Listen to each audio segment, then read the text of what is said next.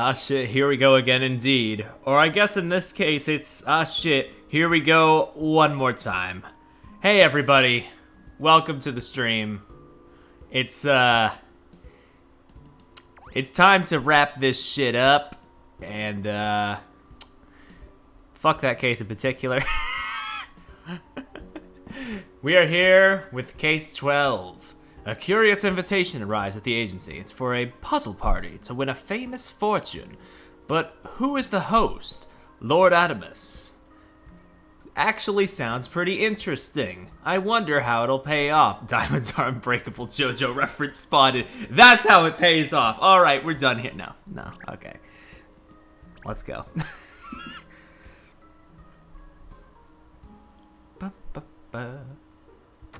Okay. Miss Layton, look what just arrived in the post. It's addressed to Professor Layton. Oh. Read it out, please, Ernest. I have discovered the Richmond fortune. Now to share it out, I am arranging a puzzle-solving party to take place on Christmas Eve.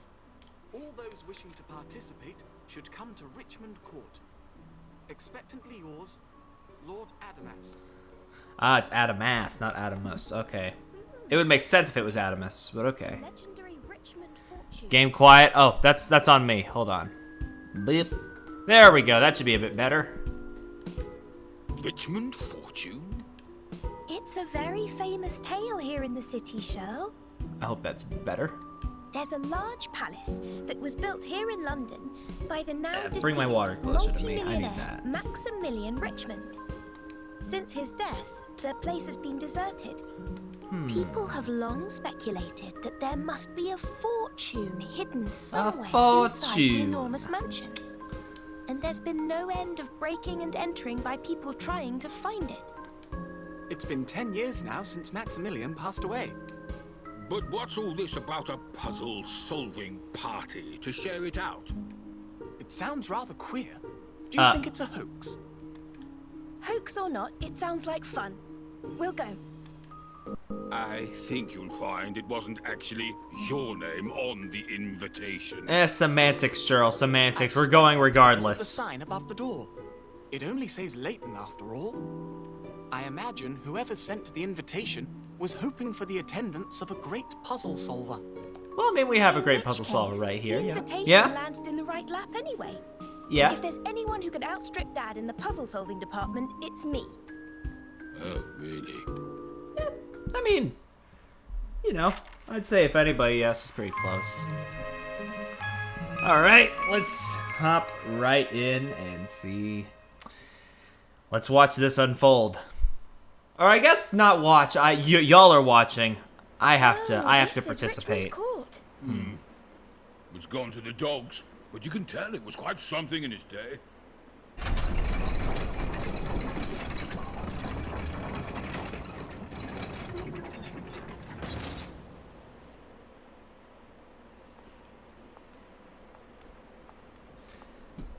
Oh shit.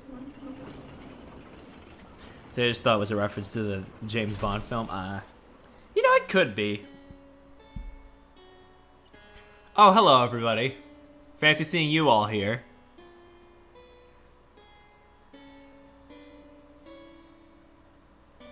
No, it's definitely a JoJo reference. We'll take any W we can get in here, I suppose. Well, what do you know? Is everything gonna be voiced? Because that's a double-edged sword for me. Gosh, it seems we weren't the only people who had a mysterious invitation. Is this where all the voice acting budget went? Budget in quotes. That's quite an impressive guest list. Yes. That portrait creeps me the fuck out. Of London's wealthiest. Yeah, I get that. It's very unnerving. I didn't know you'd be coming too. Hello, Mr. Barnum.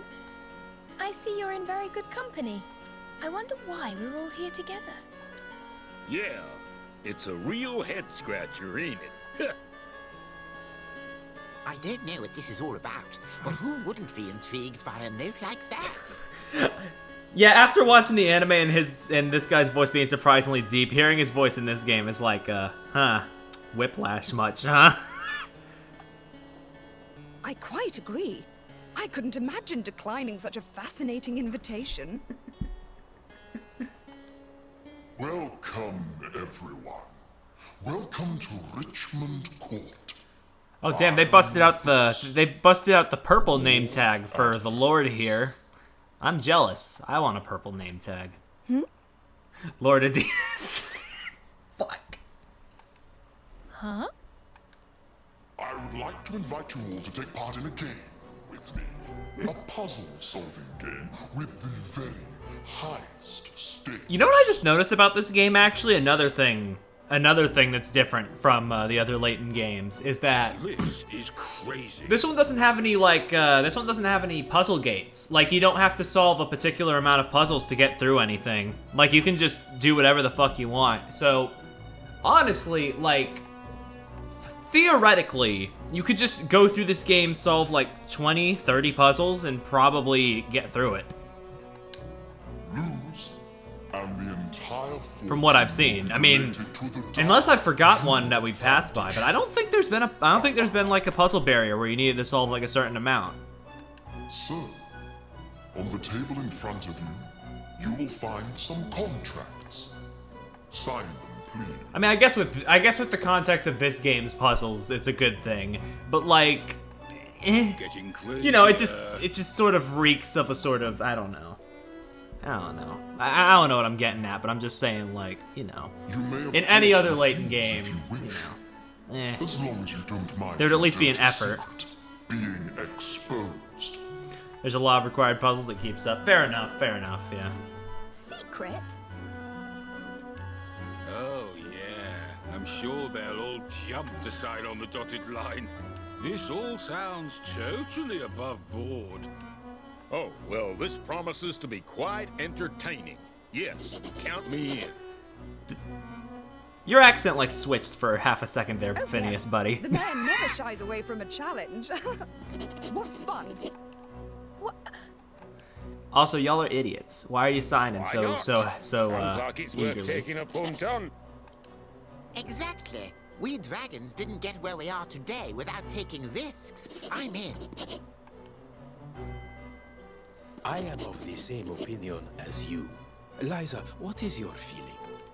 I think I ought to have a go. Do I sign here? Y'all. Well, Lord Adamas, whoever you are, you have your wish. We have all signed on the dotted line. Excellent. So let's get started on the puzzles. Oh boy. My favorite. Well, that's all 7 of our dirty signatures on the paperwork. Precisely how is this puzzle-solving party going to proceed, please? The rules of this game I've devised for you are all extremely simple. From this hallway, you have access to 4 rooms. The red door leads to the Rosenberg room. The blue door leads to a room called the Treasury. The green door leads to the Hope room. And behind the purple door is a room called the Treachery. The Rosenberg room and the Treasury? Honestly, what's all this nonsense about? Hope and treachery? You must locate and solve a hidden puzzle in each of the 4 rooms. If you fail at a puzzle, you lose, and according to the terms of the contract you just signed, you will hand over your fortunes to me. If you complete all 4 puzzles successfully, you win, in which case you will become the heir of the great Richmond fortune. I hope that's all clear. Good. Then please, pick a door and begin. Well, this sounds simple enough. I can feel my fortune swelling already. Don't be so sure of yourself, Dudley. I'll give you a run for your money. So, you can choose which room you tackle when. Which means the order you go at them could be strategically important. Oh dear, I'm really not sure which door to pick first. All roads lead to the same destination, Liza. You must solve all the puzzles in the end if you wish to win. Well, that's a good point. I suppose we should simply say, may the best man or woman win. Damn, no non-binary inclusivity for you then, huh? Hastings had it. Hastings had it right. Why can't you? Huh? You're the fucking mayor. Anyway. All the other guests have picked a room and gone in, miss. Where do you think we should start? Yes, let me see. Welcome, Miss Layton. Miss Catriel Layton. Who's that voice? It's the same person who was speaking before. It seems the mysterious Lord Adamas is welcoming me personally. I invited Professor Layton to this event as an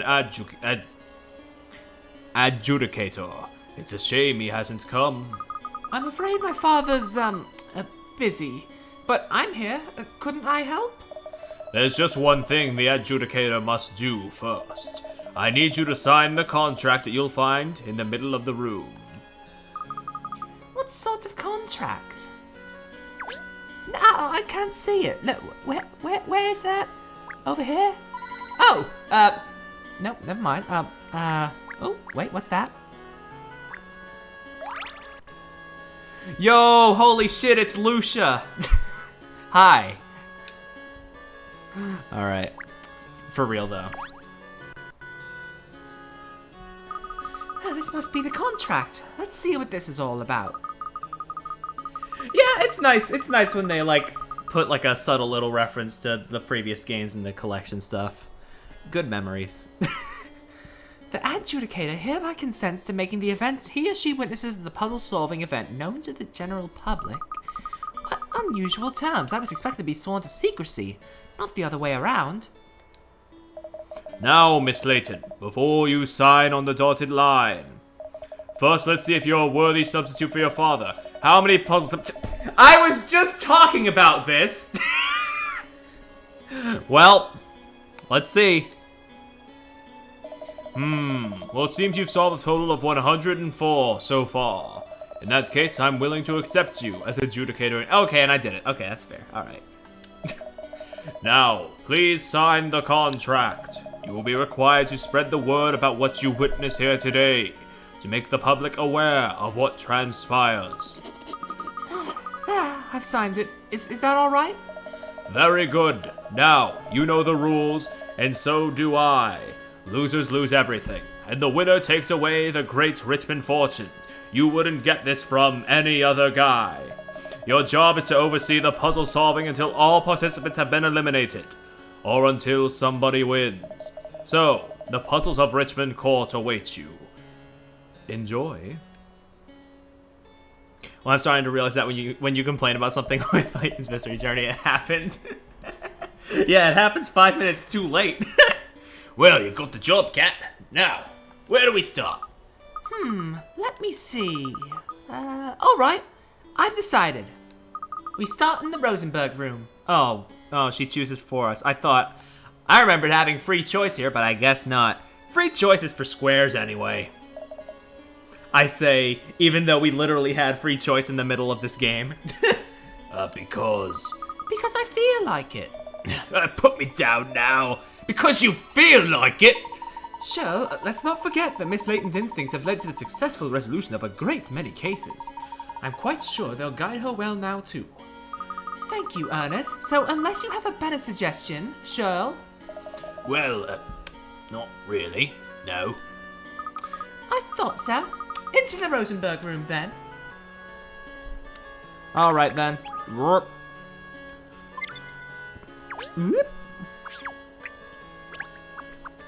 Enter the room.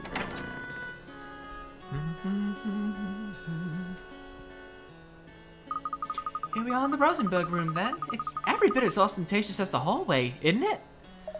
Didn't someone say this Richmond Court was a deserted ghost house? Well, the ghosts certainly seem to have some nice furniture. This place is swanky. I'm starting to think perhaps all the rumors about this place are unfounded. Miss Layton, Shirl, Mr. Sloanes and Mr. Chancellor over there. Look. We're not the only Mongols who have picked this room, then. Yeah, it looks like they're discussing something. Seriously, Grant, what are we doing here? Don't you think this whole thing is a farce? Come on, Caesar. You know as well as I do what this is all about. All 7 of us invited here to Richmond Court of all places. Yes, but why now? It's been years since it happened, and in any case, no one else besides us seven even knows what went on. True, I don't understand it either, which is why we have no choice but to agree to this charade. Come on, we're supposed to be finding a puzzle in this room, remember? I don't know what they were alluding to there, but anyway, it doesn't sound like they've found a puzzle yet. Well, let's go and talk to them. I'm curious about something. Alright, well, oh, wait, what's that? The Yokai Watch. Subtle. Hi. Mr. Chance, Mr. Sloanes, I see we've chosen the same room. Ah, Catriel, this was your choice too, was it? You haven't managed to find the puzzle yet, then? No, not yet. We've been looking, but no luck so far. It's all part of Adamas's fun, I suppose, testing us to see if we can find his puzzles, let alone solve them. Good job, all five really outdid yourself with that one. I mean, it's cute. It's cute, but like, you know, it is like, what else could it be? At least with like, I find it funny that we went from Lucia, which was like, you know, a pretty subtle reference to Last Spectre, to that, which wasn't very subtle at all. Do either of you know Lord Adamas? Never even heard of the bloke before. Nor me. I don't think any of us seven know who he is. I'll tell you one thing, though. I'd put money on him not being a real lord. He's playing us, and I don't like that. This whole puzzle party idea stinks. Oh, hey, Perry, anime question. Does Cheryl ever actually get explained? Am I allowed to answer that?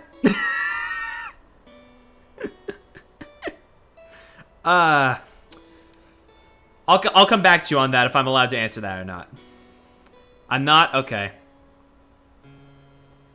Okay. But you sounded rather enthusiastic about it before. I must say, though, the stakes are alarmingly high. True, you could win the Richmond fortune, but on the other hand, you stand to lose everything you own. Ollie, if you really want to know the answer, I put it in my description, or my quote-unquote review of the final episode in the media channel on the server. So, you know, if you really want to know. Otherwise, if it's not that big a deal, you can just, you know, wait until you watch it yourself. I must say, though, the stakes are alarmingly high. True, you could win the Richmond fortune, but on the other hand, you stand to lose everything you own. I'll probably watch it either way. That's fair, yeah. You should. We'll get to my opinions on it after the game, but, you know. It's a very risky gamble. You're right there. I've never balked at taking risks before, and I'm not about to start now. If there's one thing I've learned, it's that the stakes are always high in business. Success doesn't come for free. Oh, I see. Yes, and of course, Lord Adamas did mention a secret he'd expose if you refused to participate. Listen, Cat, if you've been in business as long as I have, you've more than a few skeletons in the closet, I'm sure. Absolutely, so we'd appreciate if you didn't ask too many questions. Anyway, we've got a puzzle to find, haven't we? Aye, time to stop bellyaching and start puzzle hunting. Alright. What's going on around here? The Rosenberg emblem. But what's this? Now that's really something. Yeah, although, what is it really? It's not a painting, is it? That's stained glass, sure. Haven't you seen any before? Oh, interesting. There are pieces of glass missing in some places. Maybe they got broken. Mr. Richmond was extremely wealthy, Cheryl. I don't imagine he would have left something like this in a state of disrepair. Yeah, good point. Well made. Yeah, found a puzzle, have you, Catriel? No, not yet. We were just studying this piece of stained glass. For some reason, there are one or two pieces of glass missing from it. Well, I did hear that Mr. Richmond was very ill in his final years. He probably didn't bother keeping up with repairs on the place. I don't know. It strikes me as odd. If it was in the process of being repaired, it would have been in situ here. In which case, where are the new pieces of glass? Boom, boom, boom, boom. Oh, maybe they're over here. Oh, what's this? It looks like small fragments of red glass. Glass? Oh, do be careful, miss. You don't want to cut yourself. Don't worry, Ernest. They're not very sharp. I wonder if of these. Are you on to something, Cat? Well, I wonder if these pieces of glass would fit into a stained glass window. Yes. I think we just discovered the hidden puzzle of the Rosenberg room. On the ball as ever, Catriel. Well done. So, what's the puzzle all about then? What's this Adamas fellow trying to stump us with? I don't imagine it's going to be easy to solve, but that makes it all the more fun. Alright, let's see. The Red Mountain. There's an unfinished stained glass window. It's called the Red Mountain, but the most important part, the mountain is missing. You put the pieces in to complete the picture. It's sure the two different types of glass are placed alternately. Oh hey, we actually have a puzzle where, you know, one of our main characters is actually shown at the forefront. Huh, how about that? They've all been non sequiturs up until now. Nice. Are these rotatable? No, okay. Too bad this is one of the only cases that do it. I know, but still, it's nice to have, I guess. I don't know, man. That's illegal. You can't do that. Oh, the one we skip, a catch-all got chased by. Oh yeah, the trailer shot. The part of case 11 that was specifically made just for a trailer shot. Yeah, I know it. Yeah, I got you. I'm sorry, but literally, if I remember correctly, that's not even that scene isn't even in the anime adaptation of that episode of that case. So it's like, it is so obviously a trailer shot. Oh fuck! Wait.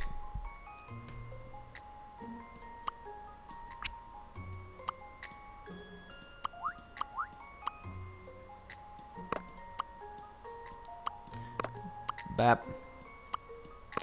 Come on. If I'm remembering right, I don't know for sure. This is an interesting one. Puzzles are made. I mean, I don't remember for sure. It's been like a couple weeks since I watched that episode. Red Mountain is now complete. The towering figure rising towards the sun has a certain strength. But I don't remember. I feel like I would if it happened. There! Stained glass image is complete. Very nice, Cat. Well done. Oh, look, there's something written on the bottom of the box that the glass pieces were in. So there is. Allow me, miss. The Rosenberg was barren. Nothing grew there. No one owned it. No one wanted it. Yet underground, treasure sparkled. A great story. What does it mean? It sounds like it has some hidden meaning, but, Yeah, there can't be any doubt now, Grant, surely. It must be the same Rosenberg, which would mean this Adamas knows. All right, wait, what was it? All right, keep your hair on, Caesar. We don't know that for sure yet. Keep my hair on? We're talking about everything I've built up, my entire fortune. Also, not funny, you know this is a wig. A tiny publishing firm I started out with, and now finally I'm in a position where I control one of London's biggest papers. We can't let the public know about my cotton swab head. I mean, I know it's that shape regardless, but you're not the only one of us who came from humble origins. It's funny, actually. Makes me think of how we were back then. 10 years ago now. Yes, 10 years ago. It feels like an age. I worked so hard. I skipped some dialogue as well. That was pretty wacky. It seems Mr. Chance and Mr. Sloan didn't manage to solve the puzzle. So they have to hand over their fortunes? Unless they want to break the terms of the contract, yes. So, are we enjoying ourselves? How did you find the puzzle I sent you? Those who solved it are invited to move to another room and take the next challenge. Those who fail to solve it have lost everything. Please leave the room and proceed along the road to ruin. The road to where? Ruin. It's not too far down here. It's just down the street. And there's a passageway over there. I expect that's what he's referring to.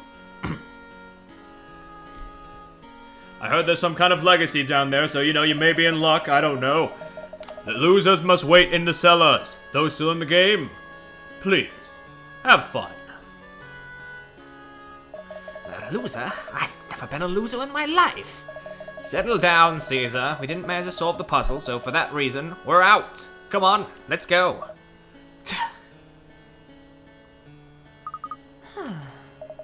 couldn't have their tails any further between their legs. Understandably. On paper, at least, they've just lost their entire fortunes, but they knew what they were getting themselves into. Anyway, we must find the next puzzle. Let's go back out into the hall. Fancy little jewel. Fancy little chaos emerald we got going on here. In Cat and Co.'s first room, the red-doored Rosenberg room was a stained glass picture. After fitting the missing pieces in place, it shows a beautiful red mountain.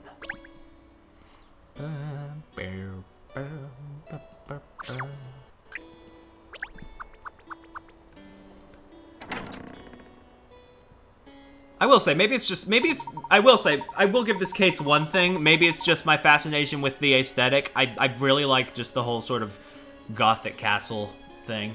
I know other Layton games did it, and did it better at that, but I don't know. It's nice. Well, there are 3 rooms left leading off this entrance hall, miss. Which one do we pick now? Yes, what are the options again? Well, there's the treasury, the hope room, and the treasury left. Well, I think the next room we should tackle is the treasury. It sounded like you put a lot of thought into that, but don't tell me. That was your gut talking to you, wasn't it? Of course! We have to succeed at all the puzzles, so my gut tells me it doesn't matter which room we enter next. Well, in that case, it's through the blue door, isn't it? Quite right. In we go, Ernest.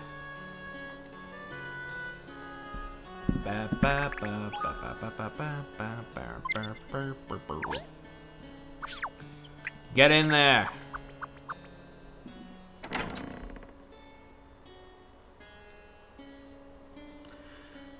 So, this is the treasury room, is it? It's a little dingy, isn't it? But still a lavish room. No question of that. I missed a boulder chase. That was the one scene in the case I skipped that we could have watched, maybe.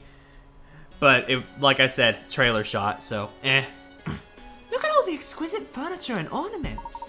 Oh look, we have company. Miss White and Mr. Fullhold are over here. Yes, so they picked this room. Oh, what are we going to do, Mr. Fullhold? We still haven't managed to find the puzzle. Yes, it still eludes us, doesn't it? Well, I suppose we can't give up. Let's keep looking. All right, Liza. Although, are you sure you should be doing this? I kind of like the canon voice, but I also like when I was doing the Mermaid Man and Barnacle Boy voice for him. I think I'll stick to this one. Although he probably only has like 5 lines more. We who have agreed to take part in this game could lose everything. All the wealth we have earned. It is dangerous, but I'm sure this Lord Adamas is only interested in myself and the others. He was just a child when it happened. I'm still technically one of the 7 dragons, even though it's only a title I inherited from my father. My butler told me all about what happened. He's served my family for years. As the only surviving member of the White household, it's my duty to take up the gauntlet now. I see. What are they chin-wagging about, eh? Whatever it is, they don't seem to have located the puzzle in this room yet. Let's ask them how they're getting on. How y'all doing? Oh, wait. Hello. Eerie Aureat Effigy. Is that supposed to be a reference too? Because everything else so far has been references. I don't know, though. But what's up? Hello, Liza. Mr. Fullhold, have you managed to find the puzzle in here yet? Oh, I didn't hear you come in, Catriel. No, I'm afraid we haven't had any luck. It is not going well, Miss Layton, and it makes my dream of becoming a treasure hunter in the future seem very distant. But now you're here, I'm sure all that will change. Very true. We have a trusty ally, Miss Layton. Do we not? It's a very risky game you've agreed to take part in, don't you think? You could lose everything you have. But why did you agree to take part in the first place, hey, Book? Well, it's like this, you see. Since my dear parents passed away, my life has been filled with sadness and gloom. And recently I've come to think that I need more. I want to be the sort of person who can face the world alone and win. I want to be worthy of my great family name. So I sort of thought I should be brave here tonight. I see, Liza. Well, that's an interesting reason. I cannot match Liza and her honorable reasons. For me, I like the thrill. I find a game with stakes so high to be irresistible. Don't you? Does it not stir the juices of adventure within your veins? I mean, I get it. I'm not sure if we're in the same boat, but I get it. Of course, you're a great fan of adventure, aren't you, Mr. Fullhold? That's right, Miss Layton. It's been my dream for many years to leave the business world behind and go in search of treasure. This is the first step. So we really ought to find that puzzle then, hadn't we? Yes, and you will join us, I hope, Miss Layton. Of course! Let's find this room's hidden secret. Alright. Is it in this wine bottle? God, Fullhold single animation annoys me just as much as Bloom's stupid. Now you pointed out, it's gonna bug me again. Like, he only has one animation. The fact that they put more effort into animating the captain than him. Look, there's some jewelry in this decanter here. Shiny and sparkling. I love it. If I wasn't a dog, I'd be a magpie. Strange habits some people have, putting jewelry inside a decanter. Okay, so that's not a wine bottle. Sort of looks like a fancy schmancy pants one. I don't know. Oh, look at all the shiny things in here. Jewelry box. Those are very beautiful pieces, aren't they? Don't say that. Don't tell me such an awful truth. I'll one-up that truth, actually. They gave Papano Boy more effort than one of the key characters of the story. Ever since it was abandoned, but there aren't actually any signs of forced entry, and with valuables like this still undisturbed, it would appear the rumors were unfounded, wouldn't it? Rumors usually are. I'm gonna punch you, IRL. I'm sorry.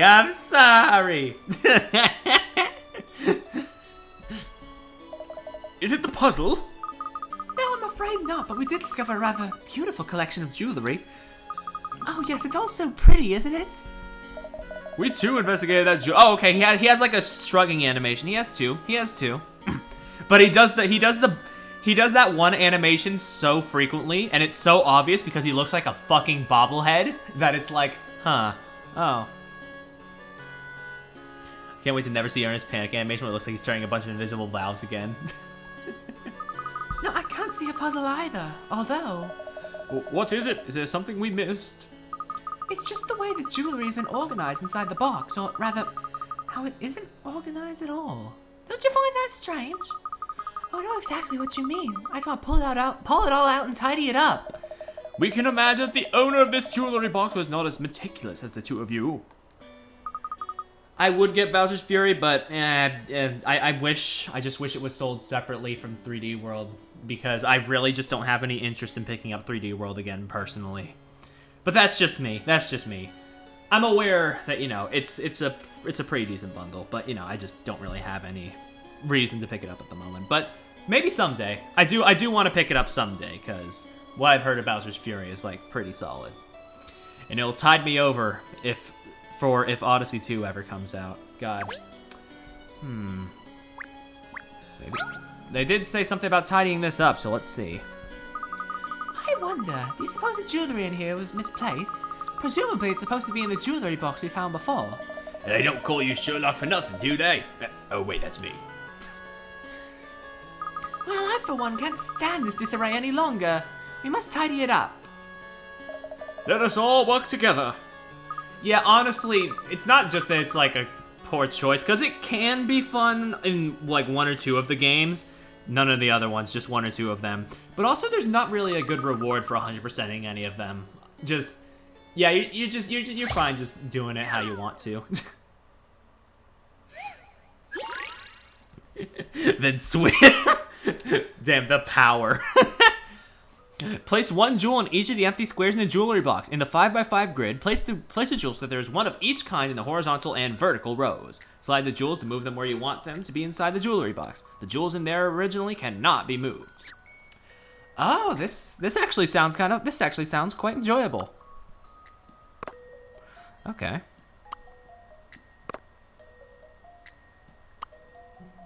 I liked 100%ing Sunshine. That makes one of us. Listen, I may have come around on Sunshine, but goddamn those blue coins, man. I even if I sort of liked the original game, I could not. There's no way in hell I could fucking 100% because those blue coins. Is this right? This looks right. he's positively mad. And that's how it's Yeah, that one was nice. It was an easy puzzle, but it was a nice little puzzle. Yeah. The jewelry box is filled with sparkling gems. Look at my girl. God, she is so cute.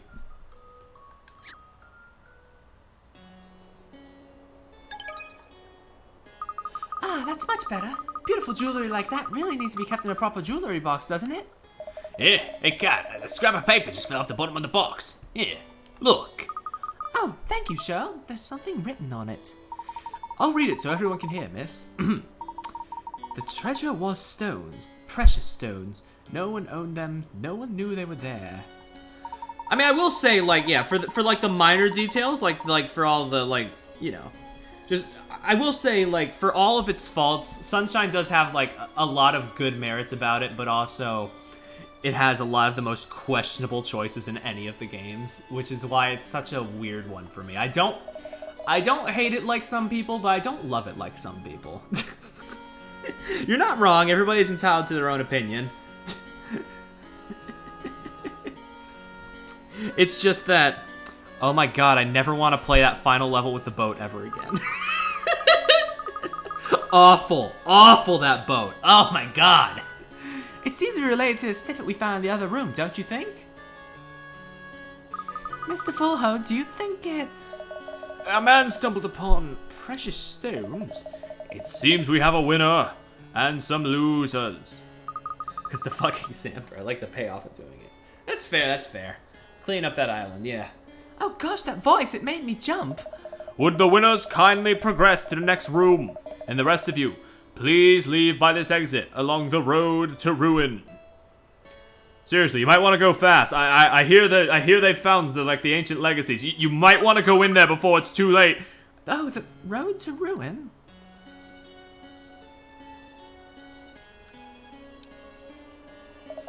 I'm sorry we did not win, Liza, but what a thrill to take part. Yes, Mr. Fullhold, it's been a lot of fun. If I have lost everything, there is nothing to do but start again from scratch. A new adventure awaits. Ha ha ha ha ha. I suppose I'll have to manage somehow. But do you know what? I think I will manage. What does it matter if I lose my fortune? I still have the memory of my loving parents. That's all I need. So for that reason, I'm out. This isn't bad, but I actually still like this case more in the anime as well. Yeah, like, honestly, like, without spoiling too much, I think the anime does its best to try and adapt this case and make it a bit better. What are we doing here? Catriel and the Millionaires have been invited to a sort of puzzle-solving party where basically whoever loses basically loses their fortune, but if they win, they get to inherit the grand prize waiting that Mr. Lord Adamus has set up for us. So basically, and also Catriel is basically inadvertently causing everybody else to lose because she's just that good at her job. What a girl boss. They really took down the muzzle, didn't they? Yes, most surprising. Their fortunes don't mean as much to them as I would have thought. Well, anyway, we must move on to the next room. Let's go back to the hall and decide which one to tackle next. Sure thing. Fortunes, sure thing. Millionaires, sure thing. Cat & Co. chose the Blue Door Treasury as her second room. The jewelry box inside contains images of a very wealthy family. There also seems to be some sort of underlying mystery, but we're still solving that part. As we do in Layton Town.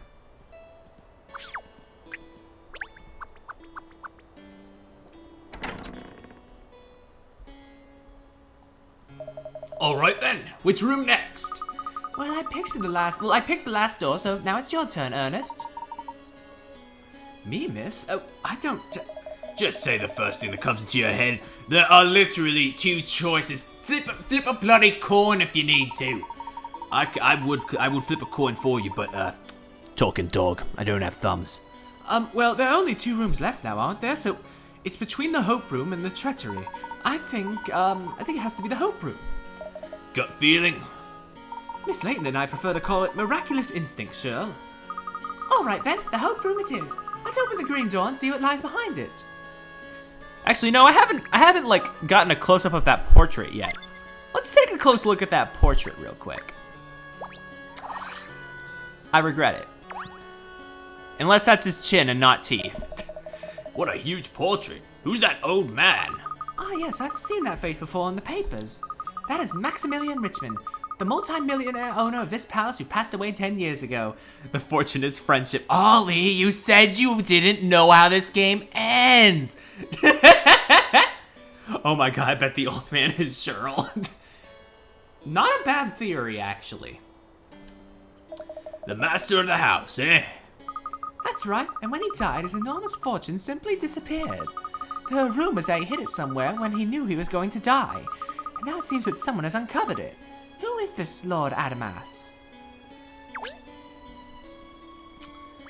Because, like, you know, I mean, it could be like, huh, maybe he didn't die. Maybe he turned into a fucking dog. Like, that could have worked.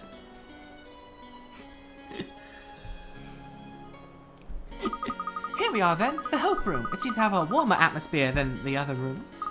You know, it feels a little strange, actually, being here in the legendary Richmond Court. After all the rumors that have been flying around over the years. Cat, that's a run-on sentence. Please, abbreviate it, please. Don't you think so, Ernest? Ernest? Hello, Dogstar, call him Pinstripes.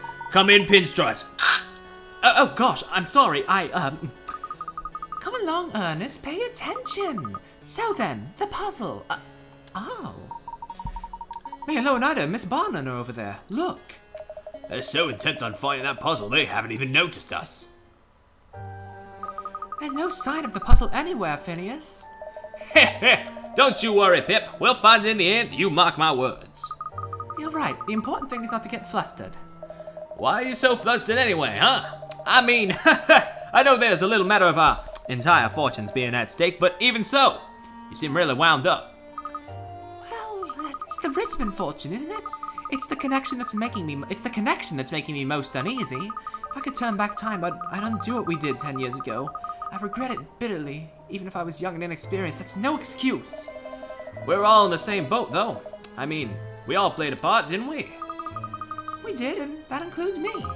If the Richmond fortune really exists as Lord Adamas says, I'd like to see it end up in the right hands, where it belongs. Which is why I have to win this puzzle-solving game. Well, you gotta be in it to win it, that's true, so let's find this darn puzzle, eh? Whatever do to you, Phineas? It threatened my entire fortune, I say. They're still looking for it, then. Yes, they don't appear to have found it yet. Let's go and talk to them. Phineas is fine. He just looks a bit weird. How are you getting along, Pippa? Any luck, Phineas? Cat! There you are. Although he does remind me, although design-wise, he does remind me of, what's the fucking guy? The guy who organizes the wrestling shit in Thousand Year Door. Like, the guy with the fedora who ended up being, like, the bad guy. That's why I've been doing this voice. That's why I've been doing the that kind of voice, because it's the same voice. So he makes me uneasy. He does make me a bit uneasy, but he doesn't feel malicious. You do seem to be having a hard time. His mouth looks like one of those fucking water slides. You're right. Well, yes, but we have no intention of giving up. May I ask, why did you both agree to take part in this party? You don't strike me as the sort of people who can be bullied into doing things they don't want to do. Either of you. Oh, you know me, Catriel. I'm a devil when it comes to a party. You can say that again, Pip. And how could I turn down a gig like this? You can't put a price on entertainment of this magnitude. Is that so? Because it seems to me there's another reason, actually. Let me take a sip real quick.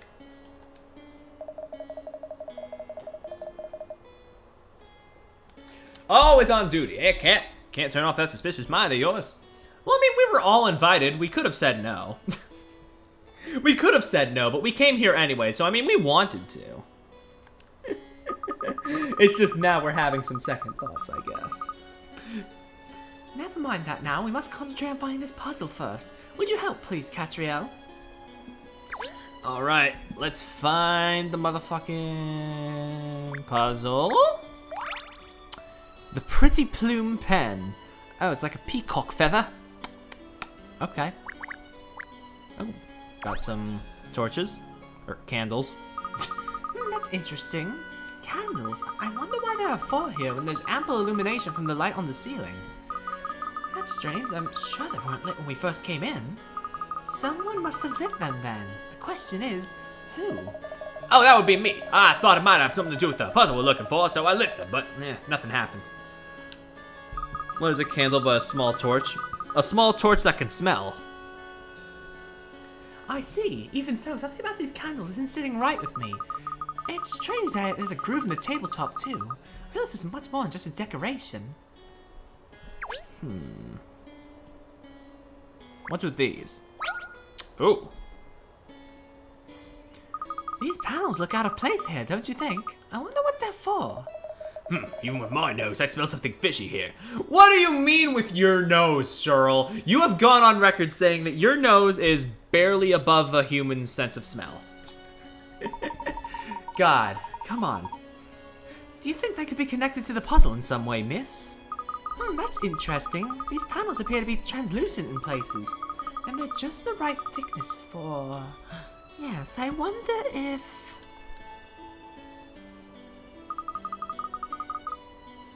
Have you had a moment of clarity, Catriel? It's those panels you're getting excited about. I hate to burst your bubble. I already checked over them there, and there was no sign of a puzzle anywhere. The panels are the same thickness. Even with his bet. Oh, I'm sorry. I misread the thing then. Okay, I misread it. Sorry. I'm like, I half zoned out on that then. My bad. The grooves are the same thickness as the groove in the table with the candles. I think we simply have to arrange the panels in the candles correctly to unlock the puzzle. That one's on me. I haven't been all here today. I kind of went half insane trying to get platinum medals in paper ball earlier today, so...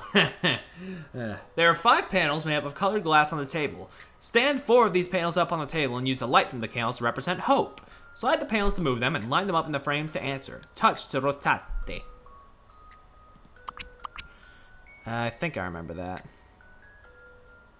I think I remember this one. Like, you have to spell out hope, I think, right? So that would be like... We have H for HH Greg. We have O for Ollie. Shoutouts to Ollie in the chat. But we need a P. That could be an E.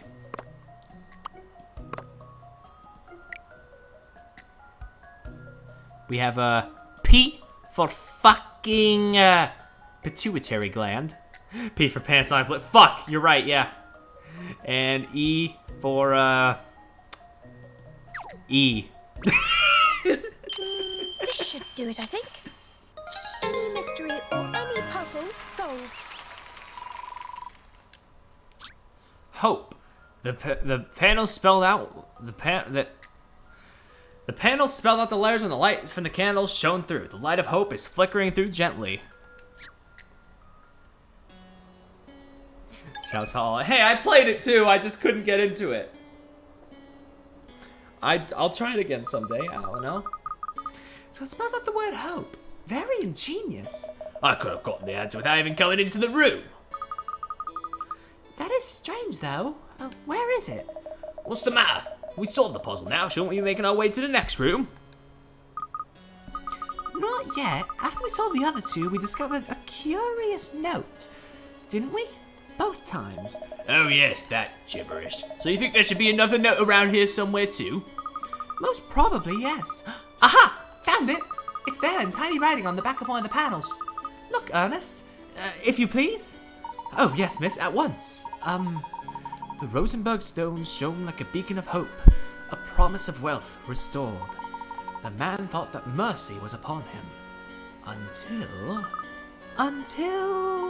That's it, miss. The sentence is incomplete, I'm afraid. Oh, no, I really want to know what happens next. Heard you hear that, Pip? Yes, the Rosenberg stones. A beacon of hope. It's all too clear. Maybe for y'all, I still don't get shit. God, I hate to leave on a cliffhanger like this, but we're out of the running now, right? Yes, we failed to solve the puzzle, which means we've lost. For that reason, I'm out. I see you all attempted the puzzle, but not all of you succeeded in solving it. Oh no, I just realized what this voice I'm doing is. How much money do I have to pay to do the giant Bravo E-girl bit, but in Ernest's voice? Hey, Miss Layton, did you see the bits I sent you in chat? Oh. I can't tell if this game is more or less subtle than Miracle Mask. I mean, I'd say maybe more subtle in the fact that you don't know what the fuck is going on. But anyway, I just realized what this voice I'm doing is. I see you all attempted the puzzle, but he's got a secret weapon. His balls. It's the same fucking voice! Ah! Ah! I feel sick.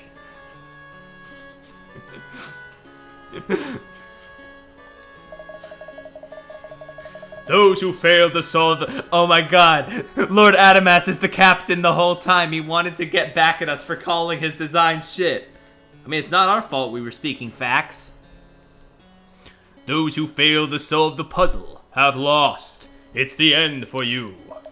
You must now leave the room and follow the road to ruin. Those are the rules you all agreed to. Yeah, there's a lot of talk of failure and losing, isn't there? Yes, well, we've lost our fortunes, Phineas, but I won't let that stop me from doing my job as mayor. That's the spirit. Maybe it's time I let the business go away. I always wanted to make my own movie. Come on then, Pip. It's this way for us. Yes, alright. Yeah, they look almost pleased that they've lost everything. God. That would imply Catriel has cleavage. She has, like, minimal booba. Well, I suppose if there's more to life than money, perhaps you wouldn't mind too much. Miss Layton, sir? What's up, Pinstripes? Well, let's move on to the next room, shall we? Yes, the next room is the last one, isn't it? Perhaps we'll finally learn what this puzzle game is all about. Let's get back out to the hall, then. Or it's just like a small move kind of means. I mean, you're right. Yeah. That cough was not a judgmental cough. It was a cough on the fact that you're right. Completely answered. Okay, this is a cough of judgment.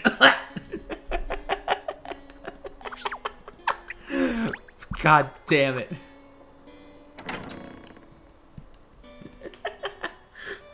And on that note, should I just say I hate that out of all the main cast, Ernest is the one voice that I can do, like, probably the closest to his actual in-game performance. Why? Why was I cursed with this? Here we are again, then. So, let's see. Which room should we try next? There's only one room left. I know. I was pulling your leg, Shirl. It's the treasury, then. Yes, we've had the Rosenberg room, the treasury, and the Hope room. This last room has an altogether different feel to it, doesn't it? It's such a welcoming name. It's rather ominous, certainly. Well, we're not about to bow out now, are we? Not after coming so far. Of course not, Ernest. So, shall we? Yes, through the purple door and into the treasury.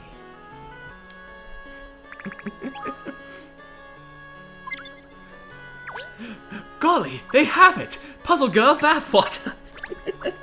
I'm so fucking upset. Hana, you are killing me tonight. Hey, someone forgot to turn on the lights. All these portraits on the walls are very impressive, aren't they? But the room feels rather dejected and with the toppled furniture and empty frames lying around. I don't know if I'll survive to the end of this game. Oh, there's someone over there in the gloom. Hey, Ollie is doing the animation. He's turning the valves. I can't make out who. Don't worry, Ernest. This is the last room. We're also down to the last of the dragons. Which means that must be Madame Dublé. Oh, yes, of course. How silly of me. Looks like the old Great Dame hasn't spotted us yet. No, not here, and it's not here either. Where on earth is this wretched puzzle? I can't find it anywhere. She's snarling more than usual. I feel like what really fixes his whole design together apart is the fucking bow tie. It's so tiny, but yeah. Yo, the brownies. Madame Dublé is considered the leader of the 7 dragons. I imagine she's also the wealthiest of them, which means she stands to lose more than anyone else in this game. I expect that's why she's so determined. I wonder... I think we should go and have a word. Come along, you two. The bow tie is what reminds me of Ceylon. That's fair. That's fair! Hi-oh. Good evening, Madame Dublé. We were wondering where you disappeared to. Oh, Catriel, darling, how long have you been in this room? I thought as no one else had chosen it, I'd be able to find the puzzle in my own time, but no such luck. I'm starting to wonder if our elusive host hasn't actually forgotten to serve the puzzle in here. I doubt that's the case, madam. Yes, Lord Adamus strikes me as a very particular person. I'm sure there's a puzzle in here somewhere. Oh, this is almost vexing. I simply have to solve that puzzle. Solve all the puzzles and take possession of the Richmond fortune. Otherwise, I would break the promise I made all those years ago. But break a promise? Oh. Madame Dublé, it seems that all 7 of you present here tonight have a profound connection to Lord Adamus and to Mr. Richmond himself. Gonna live read a Tumblr post tonight. Probably not. This is gonna be probably a long case, and then I'm gonna rank the stuff afterwards. I'll probably just read it on my own time at this point. It's fine. It seems that all 7 of you present here tonight have a profound connection to Lord Adamus and to Mr. Richmond himself. Oh, Catriel, darling, I am not at liberty to speak of that. It's a secret that only we dragons know. Please, forget all that and help me locate this confounded puzzle. The party must go on. I have the perfect meme for the end. I just saw that message, by the way. Oh no, you're gonna have to show me. You're gonna have to tell me the perfect meme. I also have a meme for the end of this case, but you know. Very well, madam. We'll help you look. I'll probably just post it in stream memes once it's all said and done. Oh, it's like this is all over again. Oh my god. Oh my god, you're right.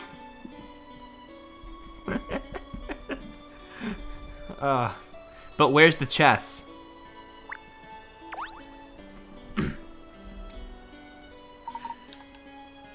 You like it too, huh, Pinstripes? Or do you need winding up?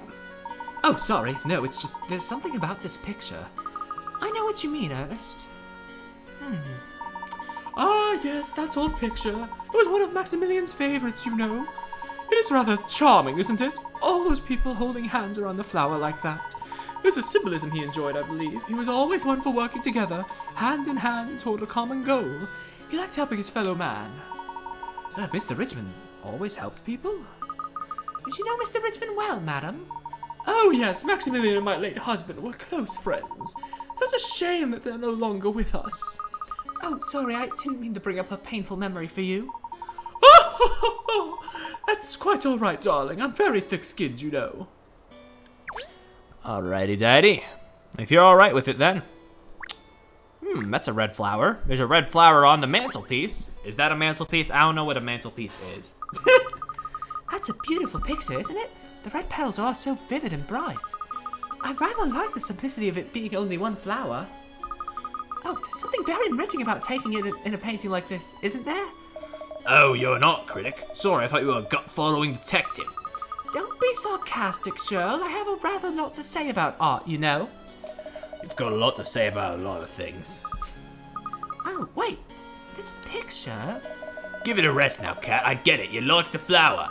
No, it's the frame. I think... Oh, please don't start waxing lyrical about the frame now. Hey, wait a minute. Well, look at that. It was upside down.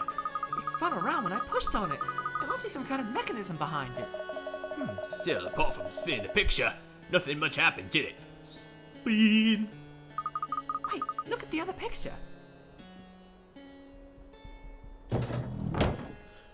Oh no, is this a slide puzzle? It flipped over. Hey, did I imagine it, or did that drawer just pop open as well? I think this deserves closer inspection.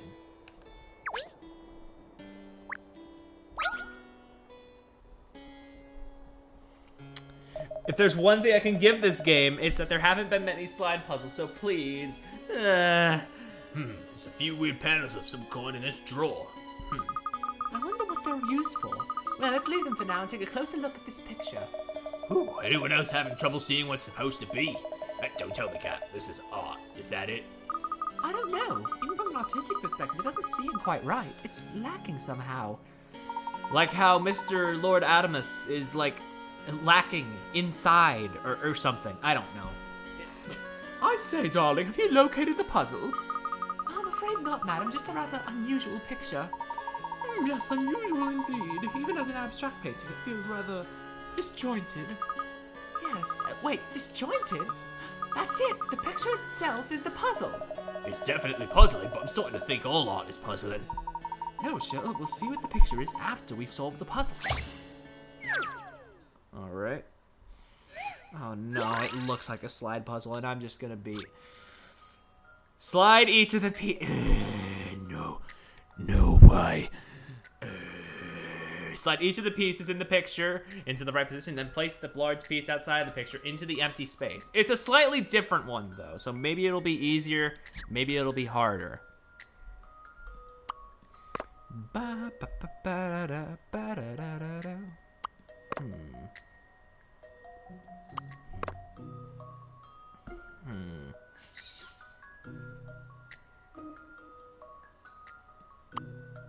It's not. I also remember hating this puzzle. Oh, golly gee, that's great. Oh, no.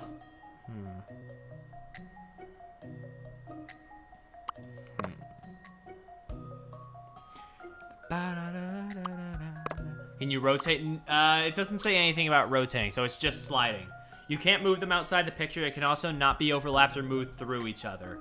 So I guess that goes without saying that, yeah, no rotates, which is, oh, this is gonna be a toughie. But I'll figure it out one way or another. I have faith. I said I have faith. There we go. It's also the slide.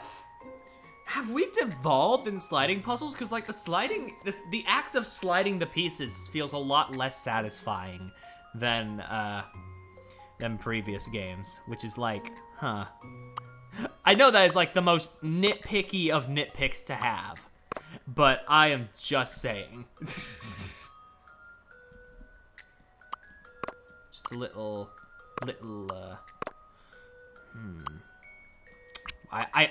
I feel like I'm right on top of it. Oh, wait, no, literally I am. Okay. If you'll entertain my idea here. Okay. I always say I'm bad at these, but I do them pretty easily.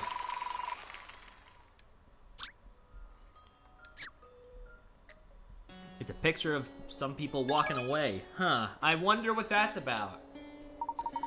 Look, now we've solved the puzzle, and the picture's taken form. It appears to be a group of people all turning their backs on another. Gosh, perhaps it was better in pieces. Isn't there something written here, Ernest? Oh yes, you're right. In tiny letters here on the edge of the frame. I'll read it out. 7 snakes in the grass snatched the stones away, and treachery left the man to die in obscurity. Gosh, they can't even run, can they? Treachery. Sad as the image is, I fear it portrays the events of real life.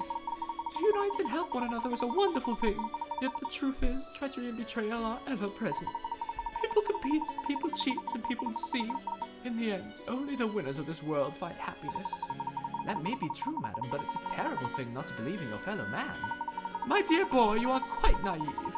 Believe in no one but yourself. That's a lesson I've learnt over the years, and it has served me well. It's the basis of my enviable social status and my fortune. A gentleman once taught me, any means to an end if it serves your purpose. The end justifies the means, right? I'm still feeling the effects. God damn. I've carried that maxim with me and practiced it to the letter in honor of my mentor, which is precisely why I cannot afford to be beaten at this juncture.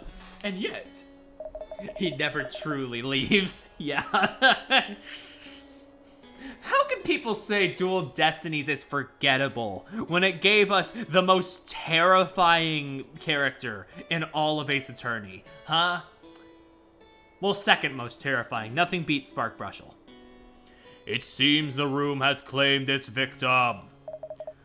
Right on cue. For the losers in this game, darkness awaits. Kindly leave along the road to ruin. Oh, dear me. No, this is a calamity. I can't lose it all. I can't. I was planning to expand my empire outside of London, to reach every corner of the British Isles, but now I'm out. Try to remain calm, madam. I'm afraid the rules are the rules. Let's get you on the road to ruin now. I'll come with you. Don't worry. You will? Ace Attorney witnesses be like pathological liar under oath. Also, I've been hearing great things about Great Ace Attorney, so I know I said I was hesitant, but I might pick that up soon when I have money.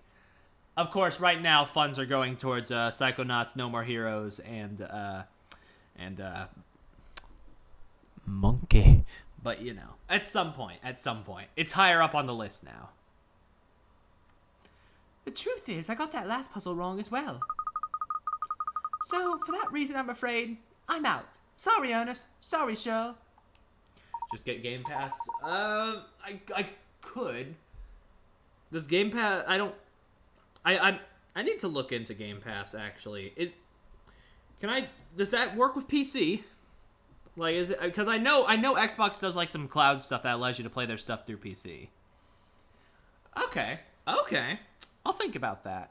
I mean, part of me also just wants to like own it myself, but you know, I'll think about that. That's a very tempting offer for sure.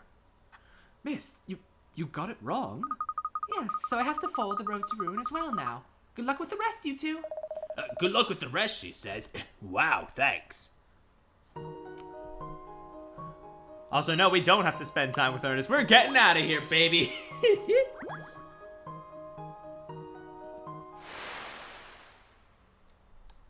The final room Cat & Co. chose, the Purple Door Treachery. Behind the picture of people holding hands was another, of groups turning back their backs on one another of their number. Yeah, that seems like a good way. That seems like a good way to grab that. To grab that. Yeah. Well, bye, simp boy. Bye, dog. Also speaking of dog, I shouldn't even say even if it is a stupid joke thing, I don't want to say it yet. I'd say it's very dark down here, isn't it? And it feels most uncomfortable underfoot. I would have thought a carpet could have been laid down at the very least. Well, shall we try walking anyway? We should join the others who failed. Hey, wait! Sorry? Was that you calling out, madam?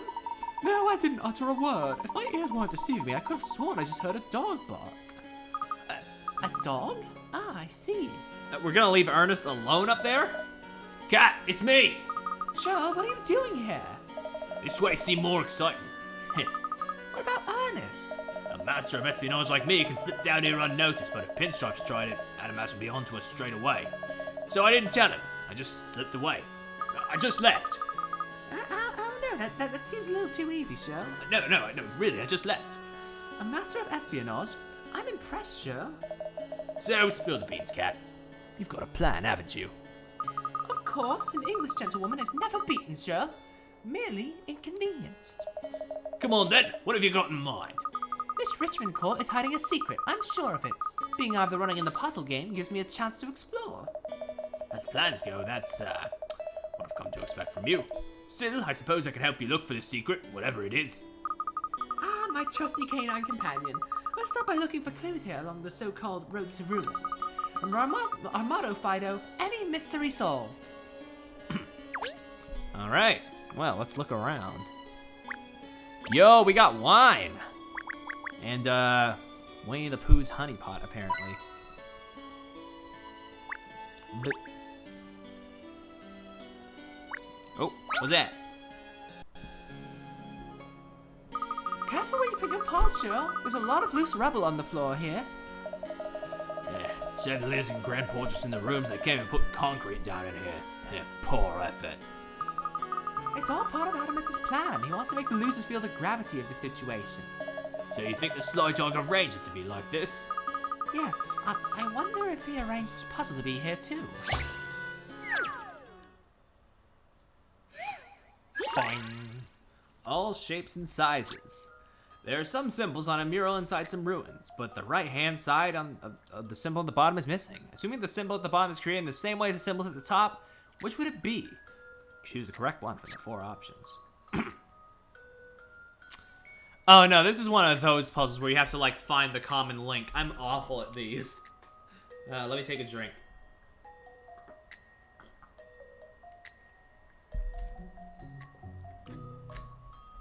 I know it's multiple choice, but still.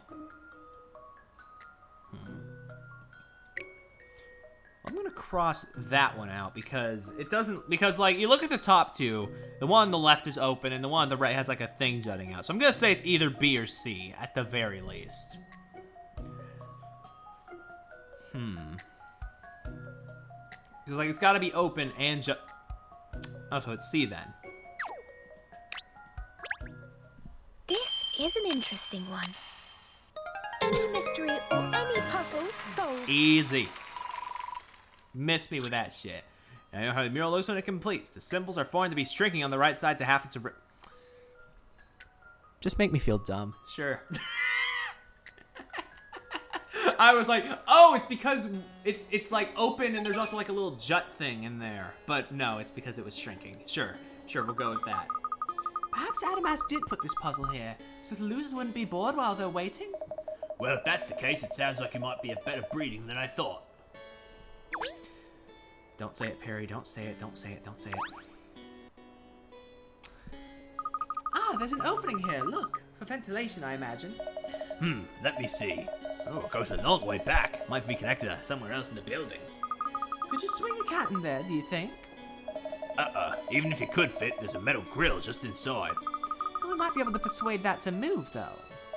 No chance. Don't give up so easily, Cheryl. You never know unless you try.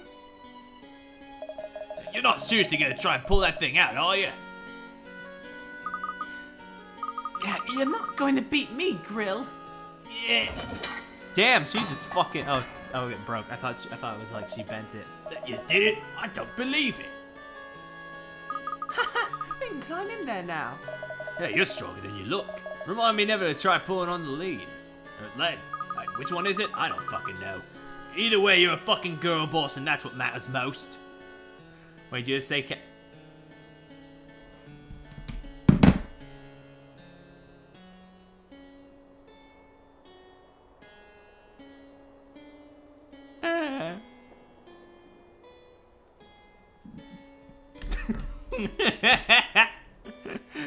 It was old and bent already, if truth be told. Anyway, never mind the whys and wherefores. I'm going in.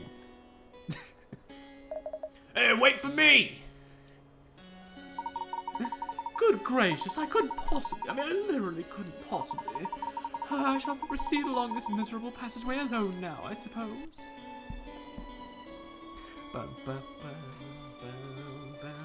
Ah, what a fucking mess! Huh! God! Stop posting about Among Us. I'm tired of seeing it. Where are we now, I wonder? Well, it's a pretty impressive room, especially coming from that tunnel we just crawled through. So many books, it's like a little library. Perhaps this was Mr. Richmond's study. There's something different about this room. Yes, the other rooms we've been in have been well looked after, but this one... It's dusty and full of cobwebs. What a mess. It's worse than your desk. Thank you, Cheryl. And all these curious bits of machinery on the floor.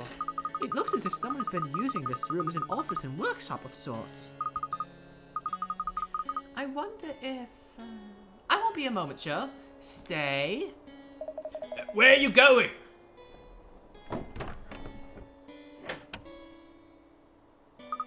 I just want to check the door to the room. It was locked from this side. I've unlocked it now, though. You mean it was locked from the inside? What? Presumably, somebody didn't want anybody else coming in here. Who, though? Adamas, you think? I don't know, but perhaps we can find something in here that gives a link between Mr. Richmond and that mysterious Lord Adamas. Let's look around and see what we can turn up.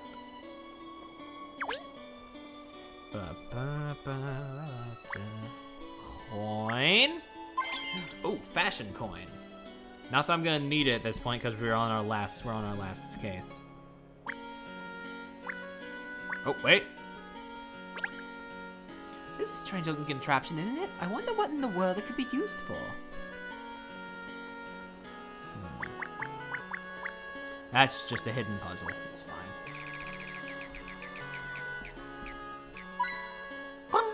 Oh, that's a funny coin. Okay. Aha! Look, there's some writing on the wall here. Someone's graffitied the wall in a room like this? Dirty mongrel. I don't think it's just graffiti. Ernest, read it out, would you? Your dog's body isn't here, remember? Oh no, of course. Sorry, force of habit. I always have Ernest read for me. You always have Ernest do everything for you, especially the menial stuff. I suppose I'll have to do it myself then. So, deep under the ground of the Rosenberg, a great treasury lay. A beacon of hope until treachery ruined it all. What do you think? You're a detective? Yeah. Well, it contains the name of each of the 4 rooms we had to go into. Rosenberg, treasury, hope, and treachery. So you think this is where Adamas only got his inspiration for naming the rooms? Possibly, yes. I think he's trying to tell us something. Or rather, I think he's trying to tell the 7 dragons something. Fine, I'll do the fucking puzzle.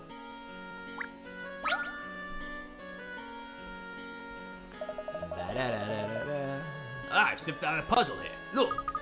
Spanners, nuts, and bolts. By the look of it all, these tools and bits of hardware lying around. Someone's been making something. Puzzle 166, Magnet Magic. This huge robot is in need of a remodel. Use all the available magnets and join them together to make one circuit. The north pole of each magnet is red and the south is blue. If the poles are opposite, they will join. If the sides are the same, they will repel. Slide the magnets from the left-hand side, then place them in the frame and make a circuit. Touch a magnet to rotate.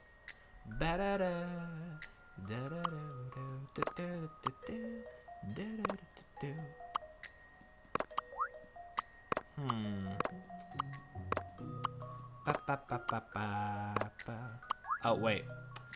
Wow! I'm an idiot! Okay, there we go.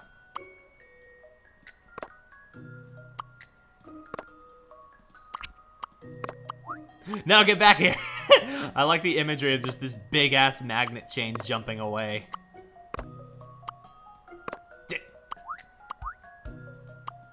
Oh, wait, that can go here, and then these two. Oh, this one's easy. Why was I avoiding it?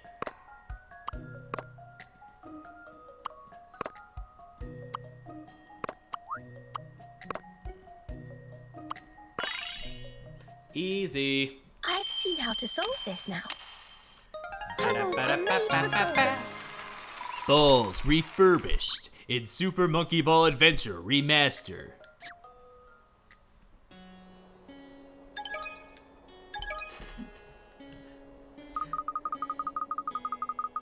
I'm so sorry. It's fine. I don't know what's going on, but it's entertaining. Well, that's one more mystery confined to history, but the mystery of who's been working in this room remains very much present and unsolved. No time to be yapping then. On with the investigation. Let's look over here. Didn't it go from left? Didn't it go like from room order left to right? From like Rosenberg to Treasury to Hope to Treachery? I think so. The emblems on the spines of these books look familiar, don't you think? Ah, they're the same symbols that were displayed on the doors of the puzzle rooms. Exactly, a mountain, a gemstone, a torch, and a sword. And just those 4 books look like they're sticking out a bit to me. Yes, that's suspicious. Perhaps they operate on some kind of mechanism.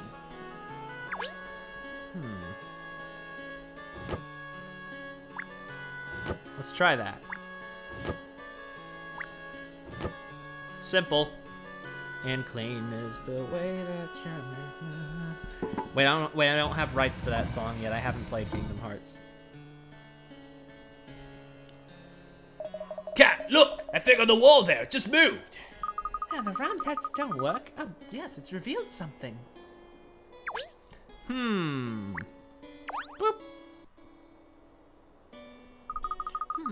They're papers of some kind. Thanks for your Kingdom Hearts fan or not. That's fair, that's fair. Let me see too. Dated 10 years ago, before Mr. Richmond's death, that would be. Show me. Oh. Hey. We've discovered something of a revelation here, Cheryl. If what it says in these pages is true, the Richmond fortune is... We need to investigate to find out whether this information is reliable or not. Pinstripes will let me see. Remind me of Skrillex makes the opening of Kingdom Hearts 3. Oh, I don't know how to feel about that, but that sure is a trivia. Kat, would you mind sharing with the rest of the class? I mean, I get it. She wants to confirm the information, but like, come on.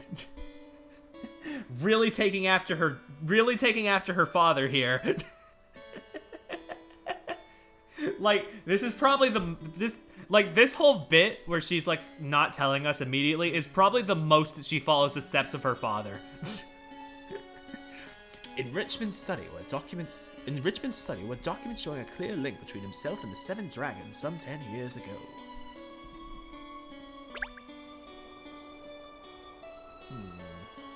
What else is there to look at? There's a telephone, I guess. This telephone is very old-fashioned, isn't it? Hello, hello? Oh, the line's connected. I still have no clue how the fuck Layton figured out what was happening in Last Spectre.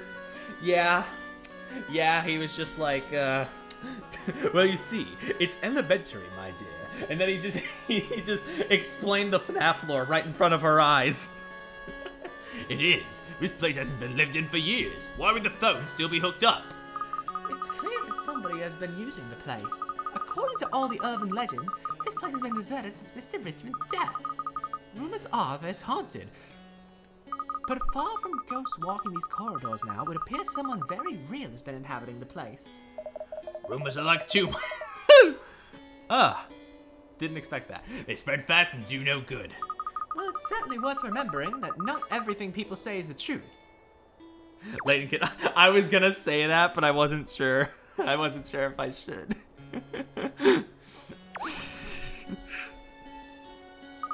Look, there are some letters here. Who are they addressed to? Let's see. G. Duplay, P.T. Barnum, P. Lowenida, L. White, G. Sloan, C. Chance, and M. Fullhold. All the 7 dragons, then. What do they say inside? Bro, Matt doesn't stand a chance. He's right, you know. I'll read one out. I, Maximilian Richmond, will never absolve you of your guilt. One day I will take back what is rightfully mine, everything that you stole from me. They appear to be letters written by the late Mr. Richmond.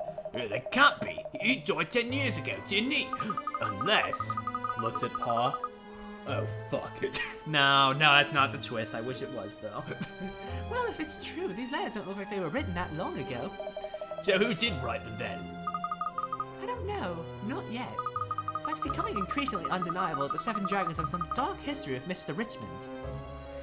Like, there's so much that you could, like, connect Cheryl to, but they just choose to not address, like, who Cheryl is in the game. And it's like, huh. We never do find out what the dog doing. Well, from what we've discovered in here, it seems very unlikely that someone has been using the place recently. We still don't know who, though. Adamas, is it? Probably, and of course there's something else we've learned. Mr. Richmond clearly had some dealings with the 7 dragons 10 years ago. Oh yeah, those 7 know something alright. I'm sure of it. I still don't know who this Adamas fellow is, though. Is he connected to Richmond somehow? That I don't know yet. But if he really has located the Richmond fortune, I think it's safe to assume they must be connected in some way. It's the only thing that would make sense. So, how about we carry on exploring in the other rooms? Perhaps we'll find a hint that gives away the true identity of Lord Adamas. You want to snoop around more? Can't say I blame you. You realise we can't possibly cover every room in a place this size, don't you? Oh, stop jabbering, Cheryl. You know, Ernest never questions me like this. Yeah, I wonder why. Oh, before we go, I just need to make a call. You're going to use the phone? Who are you calling? Please don't tell me it's a hair appointment. Also, you don't have a cell phone? I mean, I thought everybody had one of those fucking things at this point. Like, come on. I just remembered something important I need to arrange, that's all. I won't be long, Cheryl. Ah, she's unbelievable.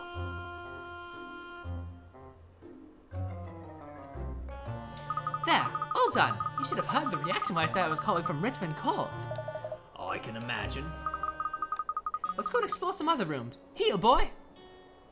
Hello, yes, I'll take 2 number 9s, number 9 large. Cat, get on with it! Anime cat totally would, though. 2 number 45s, 1 with cheese.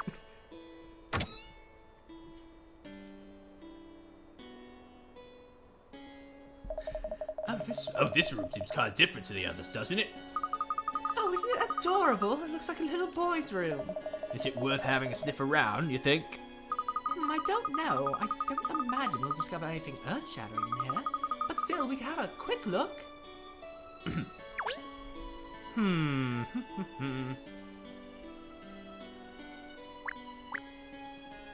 Boing. There's a coin. Don't worry, I'm pretty sure most of us don't know what's going on either, and we've been here for a majority of the game.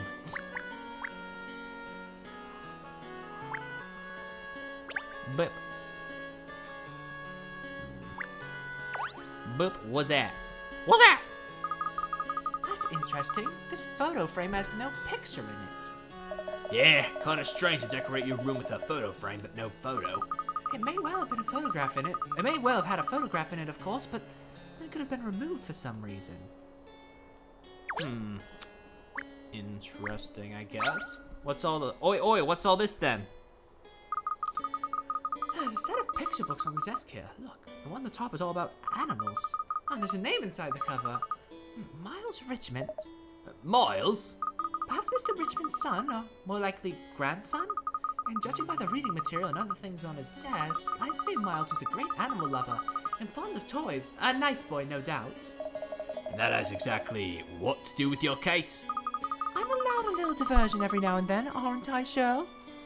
Not if we want to work out the connection between the Richmond fortune and Adamas, no. If we're done here, let's sniff around in another room. Yes, all right. Oh, that's strange.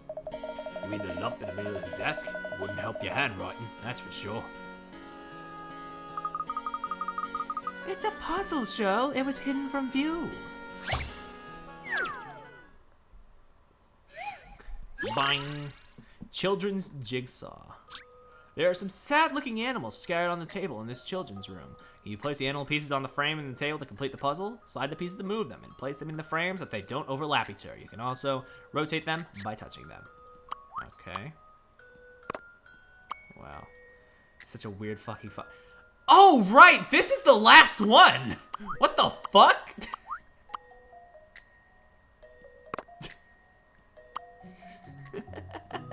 I forgot this was the last one. Oh my god.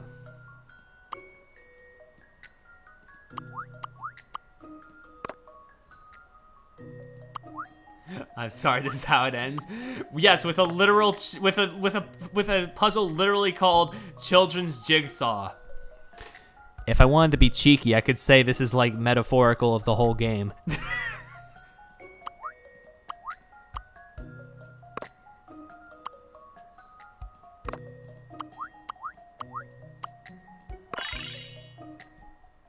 I've seen how to solve this now. Puzzles are made for Why do animals specifically have to be sad? You did it. The puzzle is now complete. The animals somehow seem a lot happier now that they're put back together. They have to be sad so they can be happy when they're back together, Ollie. Oh? Well, that's unexpected. Completing the puzzle opens the drawer. What an interesting desk. I've certainly never seen a puzzle lock like that before. Anything in the drawer? An old book about an explorer by the look of it. So is this the final case? Yep. Presumably this was a favorite book of Miles's if he kept it in his special puzzle lock drawer. What is it, Cat? The book! Lord Adamas. I think I might know who... I mean... For the rest of the case, like, I'd say, like, aesthetic-wise and, like, tone-wise, it's been pretty final. It's just that this final puzzle, no. This ain't it, Chief.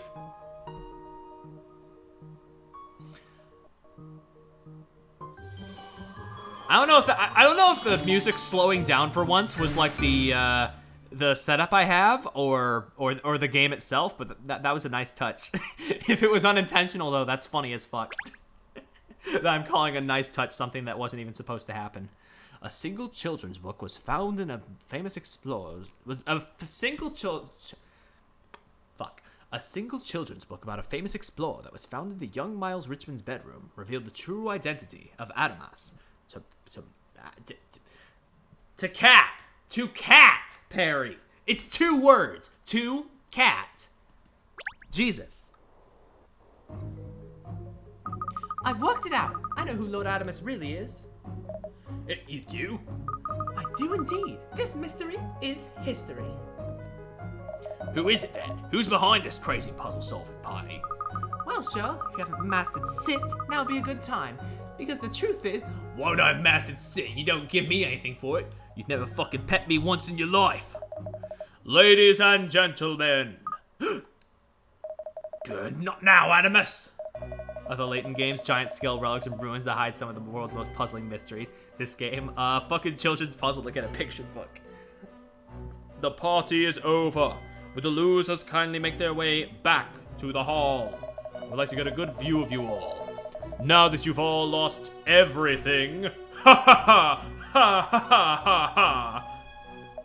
Back to the hall now. Guy's worse than a sheepdog the way he's herding everyone around. Don't worry, it suits the situation perfectly. I like to speak to everyone together. No, that was Pandark's laugh. I've never actually watched Dexter's Lab.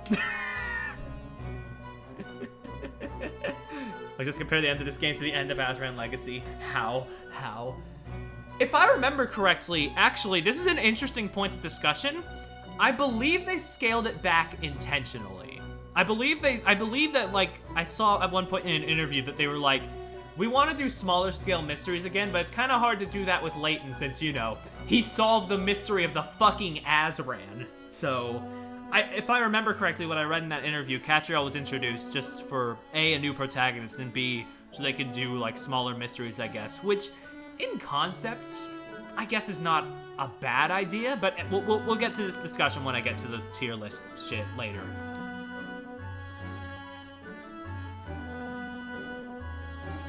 So, we are all together again. I like my voice for him better. It fits him. In other words, we all failed. So what? Every one of us has to give up our fortunes? Every last penny? So maybe it's just meant to be smaller scale, so you could have gone larger scale as the series ever continues? Yeah.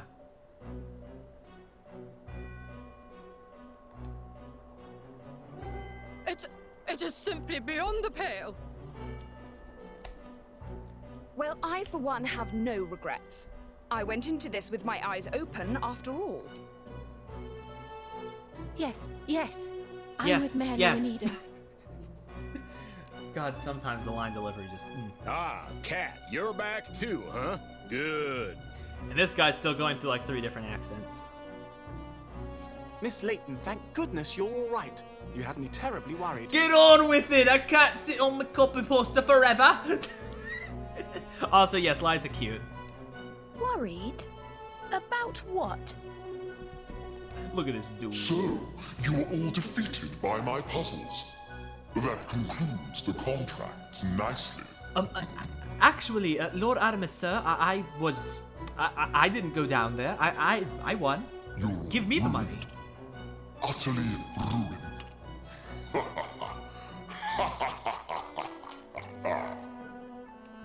I hate to be the bearer of bad news, but those contracts are all null and void. Null and void? Oh, I bet it's fucking Clive again. No, that would be cool. Even if there's no reason. What the dickens are you all doing? Hey, Hastings! Hi! How you doing? Inspector Hastings, what are you doing here? It's good to see you. I love you, but what are you doing here? Yeah. Thank you for coming, Inspector. You're right on cue. Come on, Cat. What's going on? Why have you called me here? I fully intend to explain everything, and I'd like you to be a witness to what transpires here. A witness? I'm not nicking anyone, then? Cat, are you saying you've... Confined this mystery to history? Indeed I have. In fact, I've solved all the mysteries connected with this palace. Let's hear it then. Oh, it is nice that they bring the title theme back, though. That's nice. Perhaps we should start by identifying the one common factor that links the 7 of you. All of you were at one time members of a diamond mining concern, weren't you? And you struck the jackpot. In fact, it's the money from those diamonds which formed the basis of all your fortunes and allowed you to succeed in your respective business ventures. It's what made you all who you are today. The trouble is, what if your diamond mine was actually on Richmond property? So basically, Richmond's just like, hey, you kids stole off my fucking property. Are you making all this up, Cat? If Richmond turned out to be the rightful owner of the mine, all 7 of you would automatically be ruined, of course.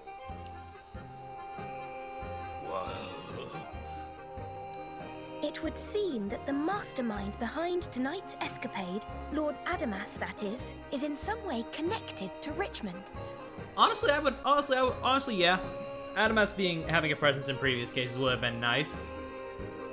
Except that probably knowing how this game does things, it would have made things exceedingly obvious. And moreover, that he's intent on exacting revenge on those who robbed him of his wealth. Cat, I'm gonna have to stop you right there. The place we uncovered the diamonds definitely wasn't on Richmond land.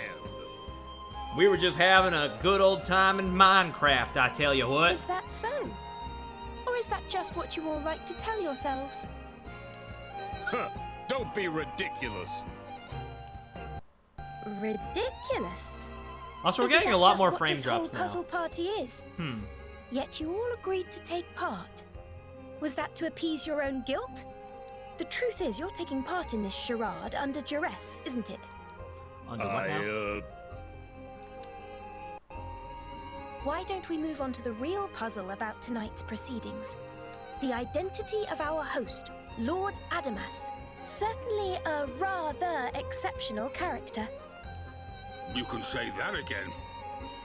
The self-confessed multi-millionaire Adamas is really you!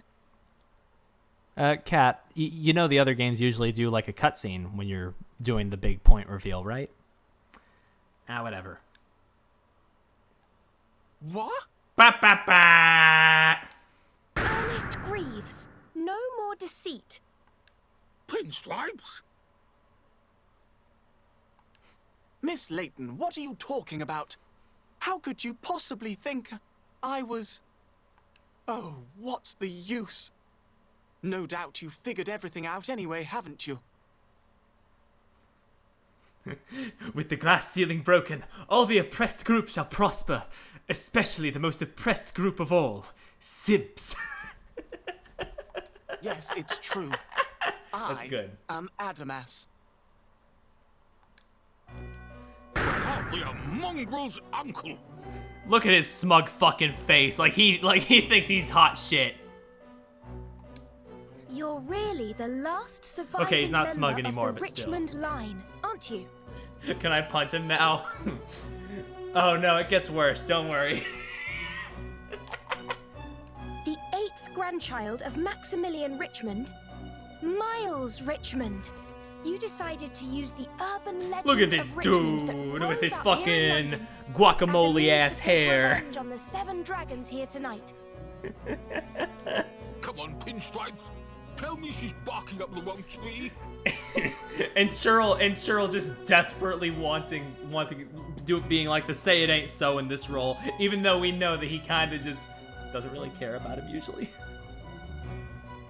Goodness me. Can he really be that young boy? Haha, yes, it's all true. You've hit the nail on the head as usual, Miss Layton. Oh yeah. Okay, no.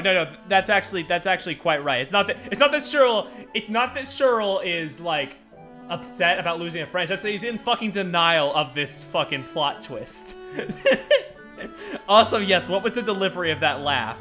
Like, come on. Come on, I'll read it better for you. Yes, it's all true. You've hit the nail on the head as usual, Miss Layton. But how did you know? How did you know it was me? Because of this. Me, not to shun the actors who are doing their best, but me casually doing a better Ernest voice. Where did you? It was in your old room, Miles. 3DS games and their shitty voice direction. There is one big exception, though. Kid Icarus Uprising. The rest of them I'll give you, though. Unless there's some I don't know about. Ernest Shackleton, Surprise Explorer by Richard Greaves. The origin of your assumed name, if I'm not mistaken. God, this part fucking sucks too. What kind of Elias? I swear to God. And all around this palace are little telltale signs of your duplicity. The fucking idiot. How could I have made such an elementary mistake? And after I was so careful to dispose of all the portraits and photographs as well. The fucking idiot. But no, the thing is, his name still sort of works as a pun name like the rest of them, is the thing. I must say though, Ernest, you've excelled Which I'll get yourself into in a preparing bit. all these puzzles for everyone. But they were too easy to outsmart you, weren't they? I just cannot understand why someone as intelligent and good-natured as you would pursue such a worthless folly as revenge. I know. I know that revenge is pointless, but it was for Mama. Mama. I promised her. Your mother? When my grandfather went bankrupt, Mama was left with nothing. We had no one to turn to, not a soul. But Mama moved heaven and earth to keep me safe.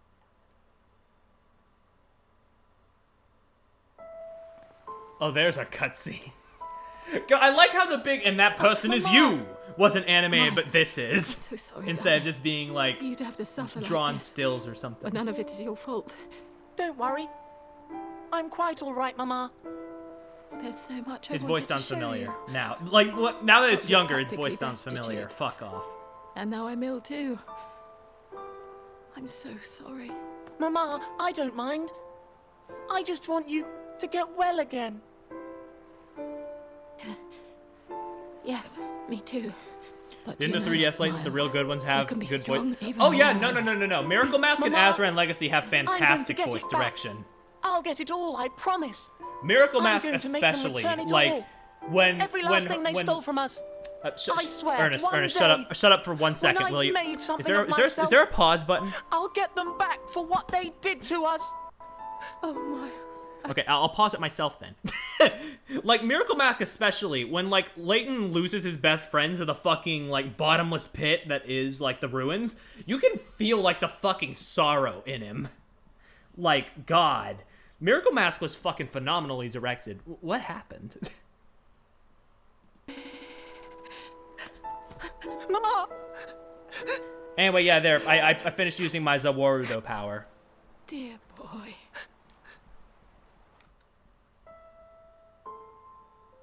In the end, all the stress and exhaustion, it was too much for her. I was only 12 at the time when I had to say goodbye to her forever. So the pun is grieves because he's grieving the loss of his mother. Drink his tears. Okay, gladly.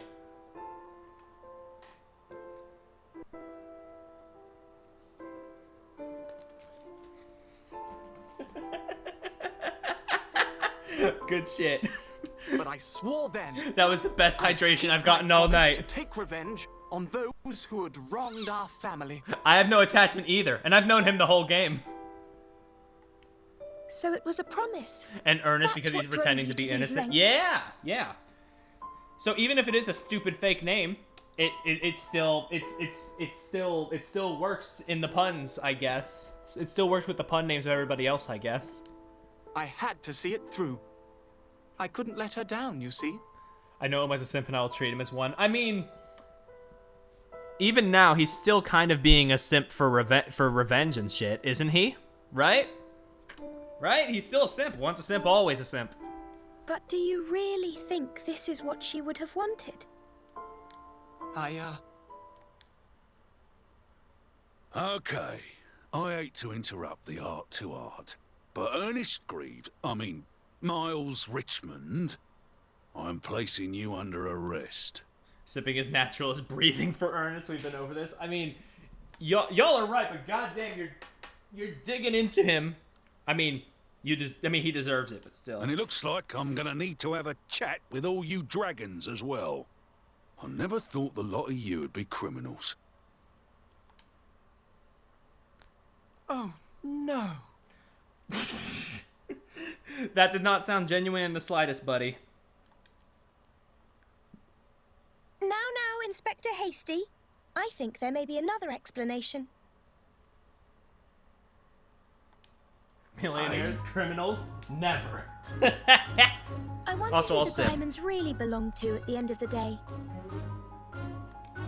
I'm more confused than when I found out I was a dog. That's an okay After one. all, everyone, the Earth's riches... Shiro really is the all, best don't character in this game, and he technically shouldn't even be here. He has no relevance to anything, and yet somehow he's my favorite person here. What are you on about? Cat, you're starting to sound like a hippie. like Shiro is genuinely good. Oh, hi, Emiliana. You were right, Catriel. 10 years ago, the land had already been repossessed. Maximilian Richmond had no further rights on the mine at that time. How's that? He failed to pay the tax levied on the land and lost his claim to it The as a result. lesbians, yeah. He must have kept the fact a secret so he could claim the diamonds from the mine were rightfully his. Shortly after that, however, he died. Hana and lesbian. So you're saying the diamonds are nobody's? It wasn't these 7 ladies and gentlemen who stole the diamonds from Richmond. If anything, it was the other way around. But... Don't Yes, apologize. I'm that's glad as you I beat the thought. past. Yeah. Thank yeah, you for it's a good thing. investigating for me, Emiliana. I didn't do it as a favor to you. As I've told you countless times, hard data is the quickest way to solve any case. I'll try to bear that in mind. So, it's like I said. The Earth's riches belong to us all. The diamonds were nobody's, so the 7 dragons here couldn't have stolen them. But that... That means all we're looking at here is the antics you've been up to, Sunshine. The thing is, like, they try in both the game and the anime to sort of paint Cat and Emiliana as sort of like this sort of like rivalry, but like all it does is just make them come across as gay, yeah. Which good. I just don't understand. How could it be that way? Mama would have... Your mother knew, of course. No. Rivalry is just a fancy way for spelling repressed homosexuality. I mean, you right. You right. Ernest, don't you see why she didn't tell you that you had it wrong? Why she did... Oop. No. What? No. Don't you think maybe it was to give you a focus? Isn't that what's kept you going all these years? I think your mother let you believe in this idea of revenge to give you strength, knowing that you'd have to face life alone, and trusting that as you grew up, you would see the folly of it and eventually forget the idea. Man, look at all those mouth movements for like a single, what was with the hesitation there? What was with all those mouth movements for one letter, huh?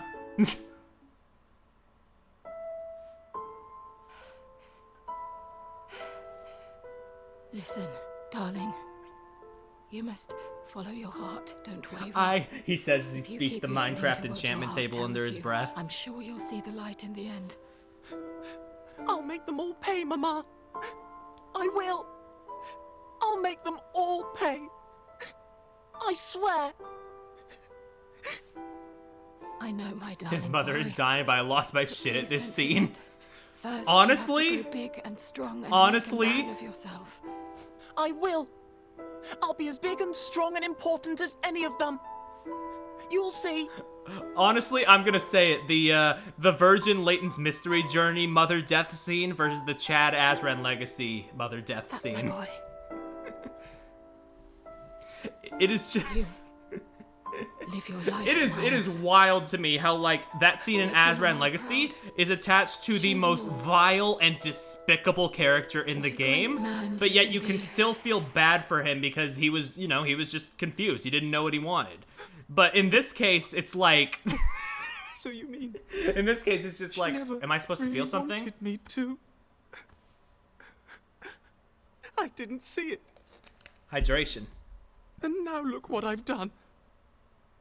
Oh, how could I have done something like this? Oh, here comes the best part. Ernest, I'm sure you have made your mother proud. I'm sure you're just the man she hoped you would be. In every single way. She loved you. Mama, forgive me. Forgive me for not seeing what you meant. Oh.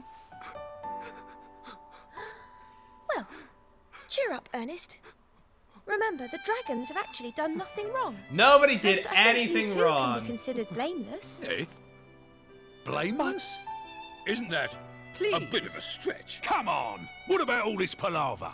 The threats? Inspector Hastings here is the audience right now. Completely ruin these poor people. And you say he's blameless? Pull the other one. Well, take a look at that. See, Inspector? Hey? Cat? What do you mean? What?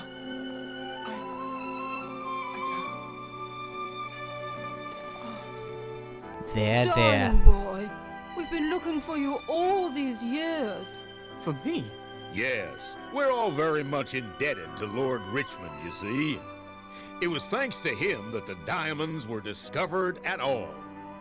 Aye, Yeah, he knew there. if he were the legal owner of the mine, any money he God, this made fuck. would disappear on repayment. So they can fuck him and kick him? So, Jesus!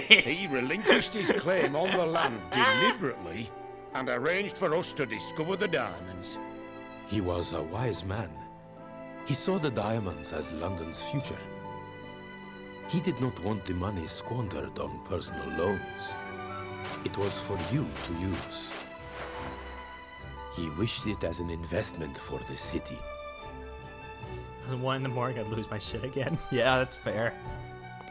That doesn't tie in. See, I thought he tried to reclaim his right to the mine. No, we tried to return the mine to Richmond. Without the money from the diamonds, the family faced certain ruin. Why was your We chin? wanted to help. I don't We couldn't know. bear to see the family fail. We tried. He's like the desperately to last save person him in the by bunch you giving would the expect mine to and the cry, diamonds yeah. back. But he steadfastly refused. No. We have heavy hearts No. knowing that we failed you. And I invented the Richmond legend. I couldn't bear for that great family to be associated with financial ruin. So Yeah, I yeah. concocted a story about a great fortune hidden All right, we get somewhere it. in Move this on with old it, buddy. house. So now you see. Didn't we my just dear. establish? Yeah, I guess. Everyone was extremely fond of I your guess we did at grandfather. like one point, but I forgot. That's on me then. Oh no. What Not on my earth fault. have I done?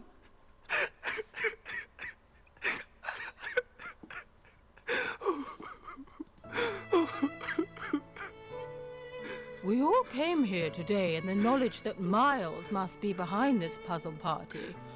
But none of us ever suspected that it was you, Ernest. I had no idea about... I'm sorry. I'm so very sorry. I'm not really feeling the same. Nobody is. Miles. Something written by fucking Dar, man. Yes. I don't get Your that, but grandfather and your mother okay. would have wanted that. You're all...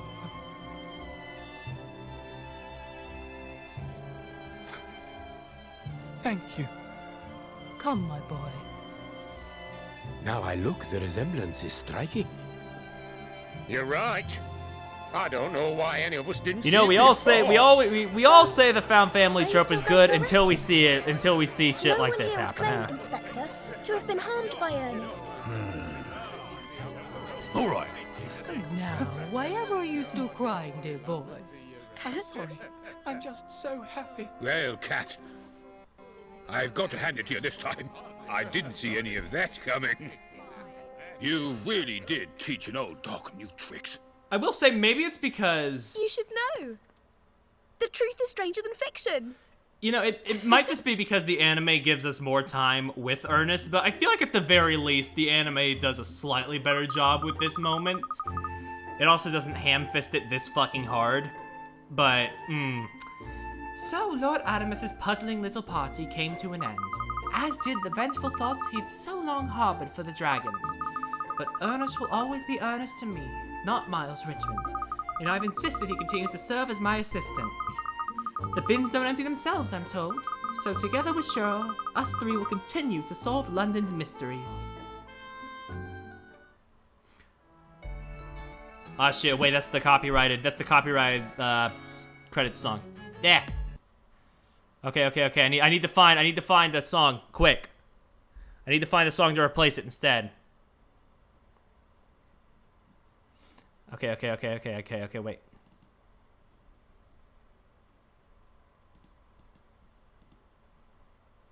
Wait, it's not gonna matter either way. It's not gonna matter either way because no matter what I do, hold on.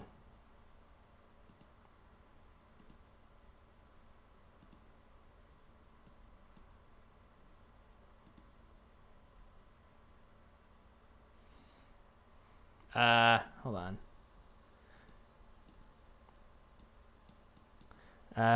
on. Hold on. Just give me just a minute. Yeah. Fuck, why is it always in the front when I do this? God. Why is it always spawn in the front? That's shit.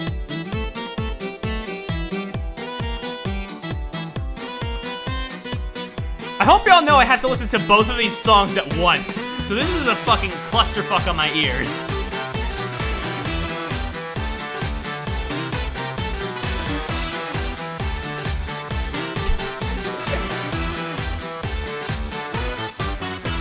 Anyone mind? Yeah, go for it, yeah.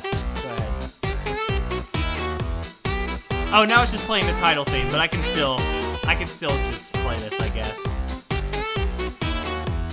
Tom Clegg voice artist. I'm so sorry, Mr. Clegg. There's the maid, yo!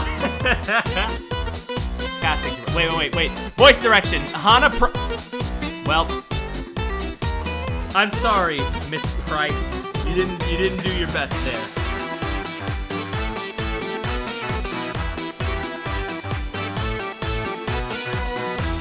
The voice director's name was Hannah Price. I saw it in the credits. And I was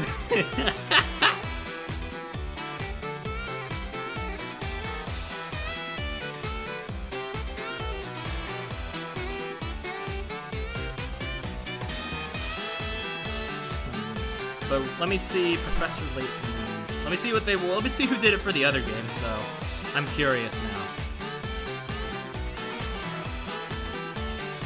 But yeah, basically, everything this game does... I said this yesterday, but I think it bears repeating because it's a good description of this game. Everything it does well, the anime does better, and the things it does bad are just so egregiously unlatent in the worst way possible. It's just... it could have been better. It could have been a lot better. But again, I'll get into... I don't have the monkey ready. I'm sorry. I'll have to grin and bear it for 5 seconds.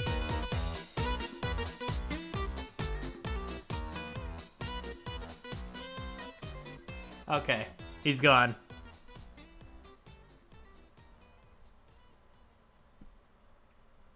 Alright, loop around, please. I made it loop, right? I don't think I made it loop. Well, it's fine. That part's over anyway.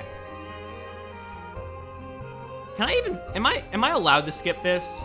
Like, I know y'all would not mind at all if I did, but... Is there a way for me to skip this? Because there is a post-credits stinger, quote-unquote.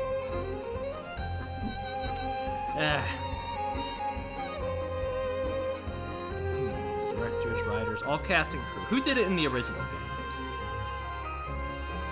Art department, sound department. Would it be sound department? Maybe. Nope, that's all audio shit. Like every latent villain normally gets what they deserve. Fuck you, Hawks. But except Ernest. No. I meant except Hawks. Yeah, you're right. Except Hawks. My bad. Yeah. No. You're right. Sorry. My words got twisted. I didn't know what I was talking about. Quality assurance, programmer, translator, localization, manual, marketing, translator, programmer, quality assurance, puzzle creator, quality assurance, translator, planner, translator, production, I can't find anything on a voice director for the earlier games. I really should have paid attention in those credits, huh? So what was the big thing that no one was supposed to spoil? Ernest. Just all of Ernest's twists because it's so bad it made us laugh. It's just so dumb. That was it.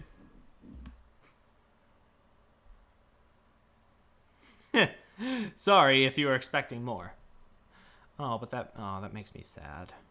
Fuck. The original man who made all those puzzles. Fuck. Rest in peace, my lad. Wow! Miss Layton, look at all the snow! Well, the agency has been open for a month now. Oh yeah, this all happens in the course of a month. Start, but still no clue as to Dad's whereabouts. The mystery of the missing professor. Still not history, eh? Well, knowing Dad, wherever he is, he'll be engrossed in some extraordinary puzzle. More extraordinary than you know. Yes. I won't rest until I do. But you don't strike me as a daddy's girl, Cat. It just doesn't seem like you. I'm not. I just have to tell him I've solved the riddle he sent me, you see? A riddle, miss? Oh? What riddle would that be, then? It's this. If you're not really my child, then who exactly are you? Who thought taking on all these unrelated cases look like entirely within London wouldn't lead to hints about your missing dad, yeah? What? So this is actually alluded to much earlier in the anime. You played through this entire game expecting it to deliver on the mysteries it set up, and the character's just like, well, guess we didn't accomplish anything. Yeah. You've cracked every case, you can find every mystery to history. Well, you've reached the end of the game, there will be puzzles lurking, I don't give a shit. I don't think I unlocked any extras either. Should we check? So is she adopted? Yes. It goes into more detail in the anime where they try and find, where they actually go to try and find Professor Layton. But, yeah, adopted. That arc is actually really good. I will, but again, I'll get into that in a moment. I want to check my bonuses before I, BRB. Yep, nothing. As tradition. Alright, well, I'm gonna BRB, and then we will do a tier list. We will do a tier list ranking of the games and the characters. So, I'll be back momentarily.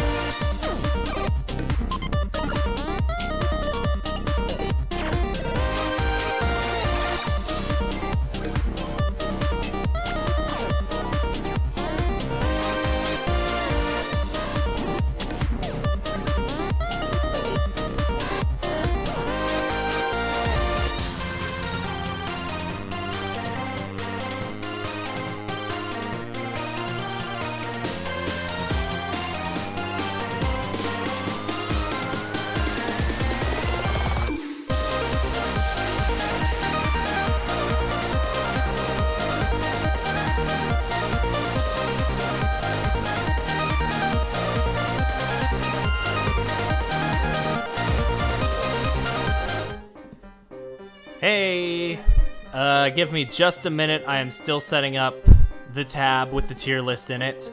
Just give me a minute. I will have that. Just need to make a new window tab. Boop. Hey, there it is. Let me just flip, stretch, and a stretch. And where's the tab so I can move it into the back? There we go. So, that was basically the Layton series. And now, I will be ranking actually not just the games, but basically all of the official media that I know of. So, I'll start with the one I don't know. Actually, let me turn this down just a tad. Let me turn this down just a tad. I have not played Layton Brothers. I think that's like an iOS game. But I know of the characters. I just don't know what the game is, and I don't know if it's still available, actually. So I'm going to put that in the haven't played. And I think we're going to work from right to left in this case, because I have some opinions. So, Curious Village. I'm going to put in C. I'm going to put it in C because it's not bad. But it is the first Layton game, and by God, it shows in a lot of places. It has some really good moments. I think it establishes Layton character. I think it establishes our main characters pretty well, and the dynamic with Luke and Layton is strong from the start. But as a whole, like, it's pretty lacking, and I don't know if it was just me, but I could tell the twist from a mile away of the villagers being robots. It was just like, huh, wow, y'all really went for that, didn't you? Okay. Actually, let's not go right to left. Let's just go in order of the games coming out, Layton Brothers notwithstanding. Next is, upon further realization, was LMJ the only Layton game without town fake? Maybe. Well, I mean, Miracle Mask, the town wasn't fake. It was the town was housing an ancient relic or whatever. But again, we'll get to that. Diabolical Box. I'm torn between A and B. Do we need to talk about Tingly Town? See, that's the thing. I repressed Tingly Town from my memory. But, okay. Diabolical Box, I have a hard time deciding between A and B. Because I like a lot of it. But it is a lot slower in the beginning than I remember. And, a slow game is not bad. It's just that, it spends a lot of time just not really doing much with its setup. Except, reiterating the same points and sort of establishing something that comes into play later. But that being said, the end game is so fucking strong. The end game is phenomenally strong. It is, really fucking good. Are you... No, not really. You spend a lot... You spend a lot of time, You spend, the first, I want to say, third to maybe even, 40% of the game, on the train in the farm town, right? Unless I'm misremembering. But,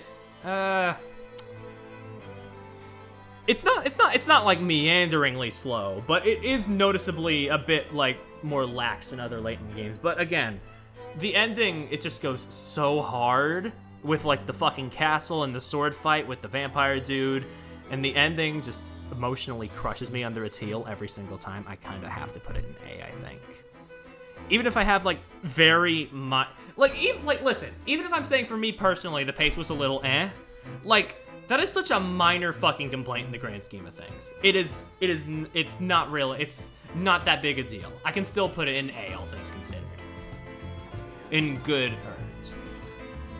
Is this actually Unwound Future? Yes, this is Unwound Future's theme right now. How fitting! S. Unwound Future is goddamn phenomenal, and if I had one Layton game to recommend to anybody, fucking that one, no contest.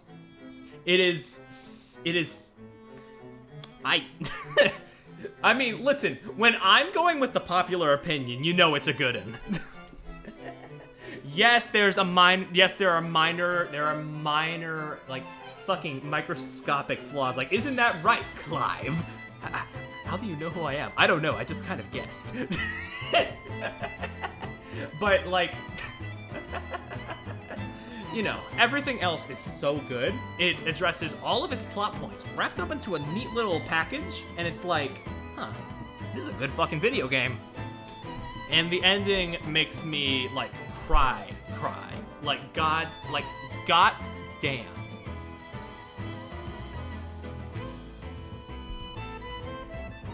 That's right, I know exactly who you are. Wait, you're that boy from years ago? I had no idea. I'm chalking that up to a localization error. I'm chalking that up to a localization error, probably. No, actually, no. The way the game is structured, it's probably not. I don't know. Anyway, Unwound Future is phenomenal. It also is one of the 2 times we get to see Layton cry, and that is like, ah! I can't get into detail on the other one, but you know. Last Spectre.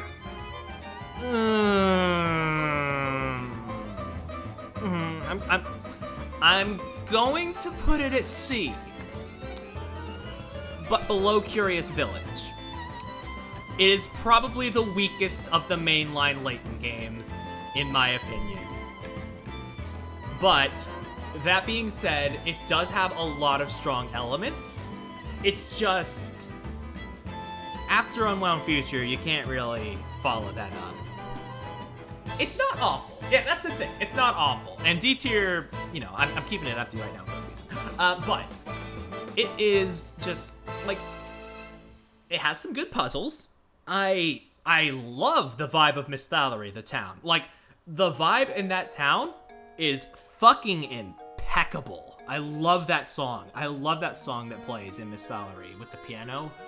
That is, like, top 5 in, like, Layton Town themes for me. It is so good. But the main mystery with, like, oh, there's a big old specter, like, going through the town. It's like, oh, that's intriguing. And then it's like, Loch Ness Monster, bitches. It's like, what? Well, technically, it's Loch Ness Monster fighting some fucking robot, which is even more confusing, but, you know, to generalize it, the Loch Ness Monster. But it has a pretty decent emotional core, and for that, I can't put it in D, because even with all its flaws, if it still makes me feel something, I think that's a good sign. Eternal Diva. Okay, y'all, I'm sorry. I am biased. I am so biased. I am so fucking biased. Oh my god. Eternal Diva is a fucking phenomenal fucking, like, film. Like, honestly, I wish we got more Layton stuff out of that. God. I wish we got more Layton, like, animated stuff, like, outside of the cutscenes, because, goddamn. Okay, wait, no, honestly, it might be S or A, honestly. You know, now that yeah, I've got the anime. That's what this is. This is the Catriel anime, but we'll get to that. If there was a tier between S and A, I'd put it in there, but I think I'm gonna put it at the top of A, actually. Because, like, it's great. It is absolutely great. The music is, oh my god. Like, it's the, like, I know I've cited the music on, like, almost every single thing so far, but Eternal Diva's soundtrack is fucking bussin'. It is so good. It is, the fucking Song of the Sun. Oh my god. And just, the story itself is, like, really neatly tied together. It gets a little messy towards the end, which is why I did have a bit, which is really the main reason I was like, yeah. Eternal Diva is like it's a short little film, yeah. It's just, it was the one they had, and I think they did an okay job. I don't even watch that many films. I just thought it was great. It is I can't say one good video game movie, but, like, one of very few. It is, like, it has the honor of being a pretty decent one. Didn't you put it in the media tab? I have no excuse. Yeah, it's in there somewhere. You're gonna have to dig a little. But yeah, you can find it with a quick Google search. Yeah. But yeah, good shit. Miracle Mask. Okay, y'all want to talk about some bias. It ain't better than Unwound Future. But fucking easy S for me. I think Miracle Mask is great. Like, even with its flaws. It has probably my favorite town in with Montador. I know I just said Miss Salary was one of my faves. That's because Montador is my favorite.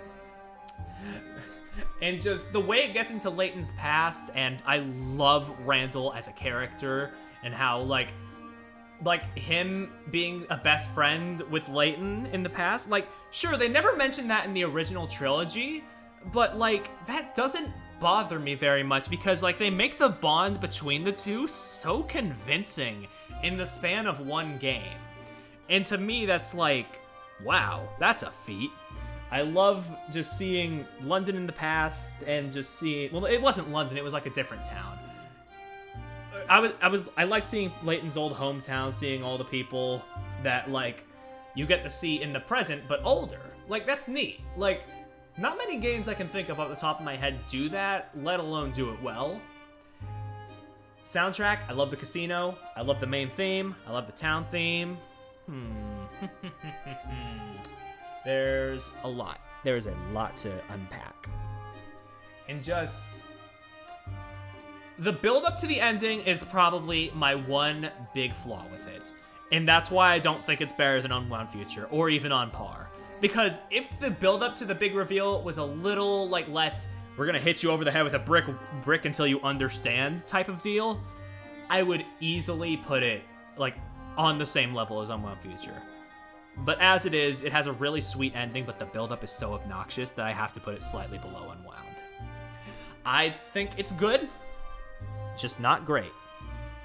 I mean, I think it's great, just not amazing. That's what I meant to say. Sorry, I was looking at something else here. Oh, hi, oh, wait, no, not Azran Legacy just yet. Between Azran Legacy and Miracle Mask, I believe, a certain crossover came out, and even if we didn't play it, I can't help it. I like this game. I like it a lot.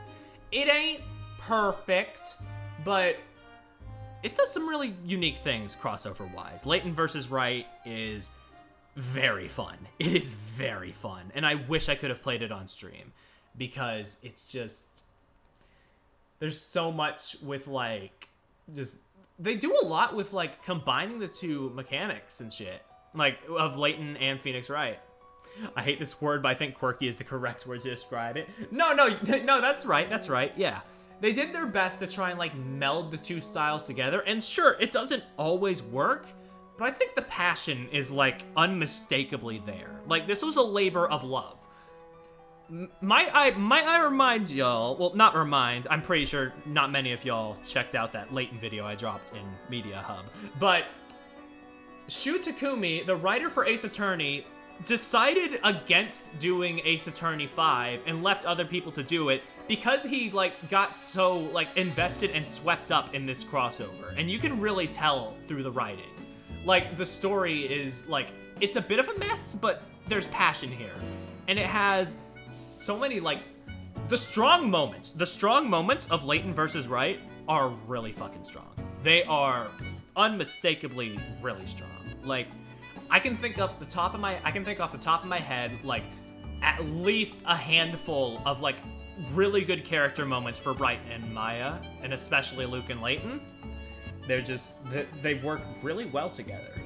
I think the way they interact, and I'm not gonna say exactly what happens in the final case, because, A, it's kind of a clusterfuck, I don't want to get into it here, and B, in case I ever stream it someday, I want to at least remain partially blind, but the namesake sort of comes into play in a way I didn't really expect, and oh, it's good. There's minor things that I could go over that irk me. Like how the puzzles don't even reach the triple digits like all the other games. But, you know, it's fine. Azran Legacy. Okay, so here's the thing. Before this retrospective, I think Azran Legacy would have been here, maybe even here. I don't know. But honestly, revisiting it, it's good. Like, it is really good. This is basically Layton's Mystery Journey done right. Like, you have a lot of small mysteries that you have to go through on a world adventure while you're trying to solve a bigger, overarching mystery throughout the course of the game. Like, okay, yes, that one scene where Aurora gets fucked up by the light was pretty funny. But still, like, it has a really good emotional core. I've said that like 5 times now. But, you know, I love most of the towns. Most of the towns are pretty alright. Froenborg, the opening town, that song, the song in that town is beautiful. And honestly, like, for a big action-packed Layton story, they pulled it off really well. And the ending can get a bit cluttered with them throwing twist after twist at you, but I feel like the fan base over-exaggerates when they say it's quote-unquote shitty writing or quote-unquote too much. I think it's just enough. I think it's just enough for the capstone to a trilogy. Could they have paced it a little better? Not really, considering most of the game was open-ended up until that point. But, you know, I think as a whole that, you know, the story is good. The story is very, very good. And shoutouts to I haven't actually said anything on her throughout this tier list, but shoutouts to Emmy, gotta be one of my favorite girl bosses. She's wonderful, even if she broke my heart. But that's fine. That's fine.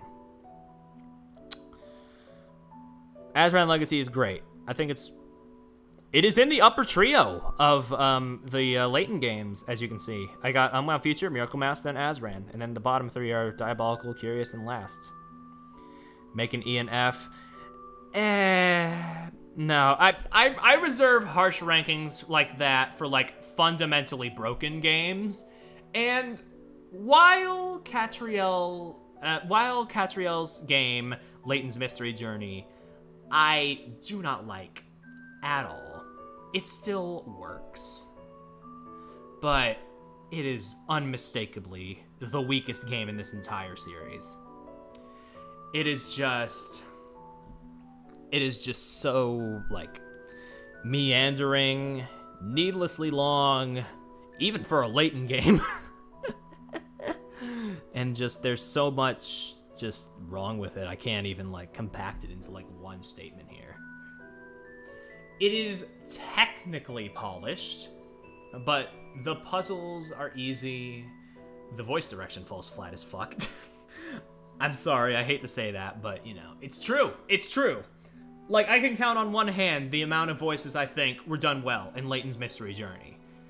And, well, I already said the puzzles. And we did the math, 90% of the cases. 90% of the cases in Layton's Mystery Journey, misunderstanding.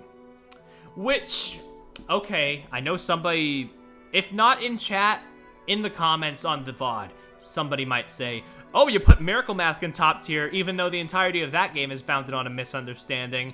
Okay, maybe, but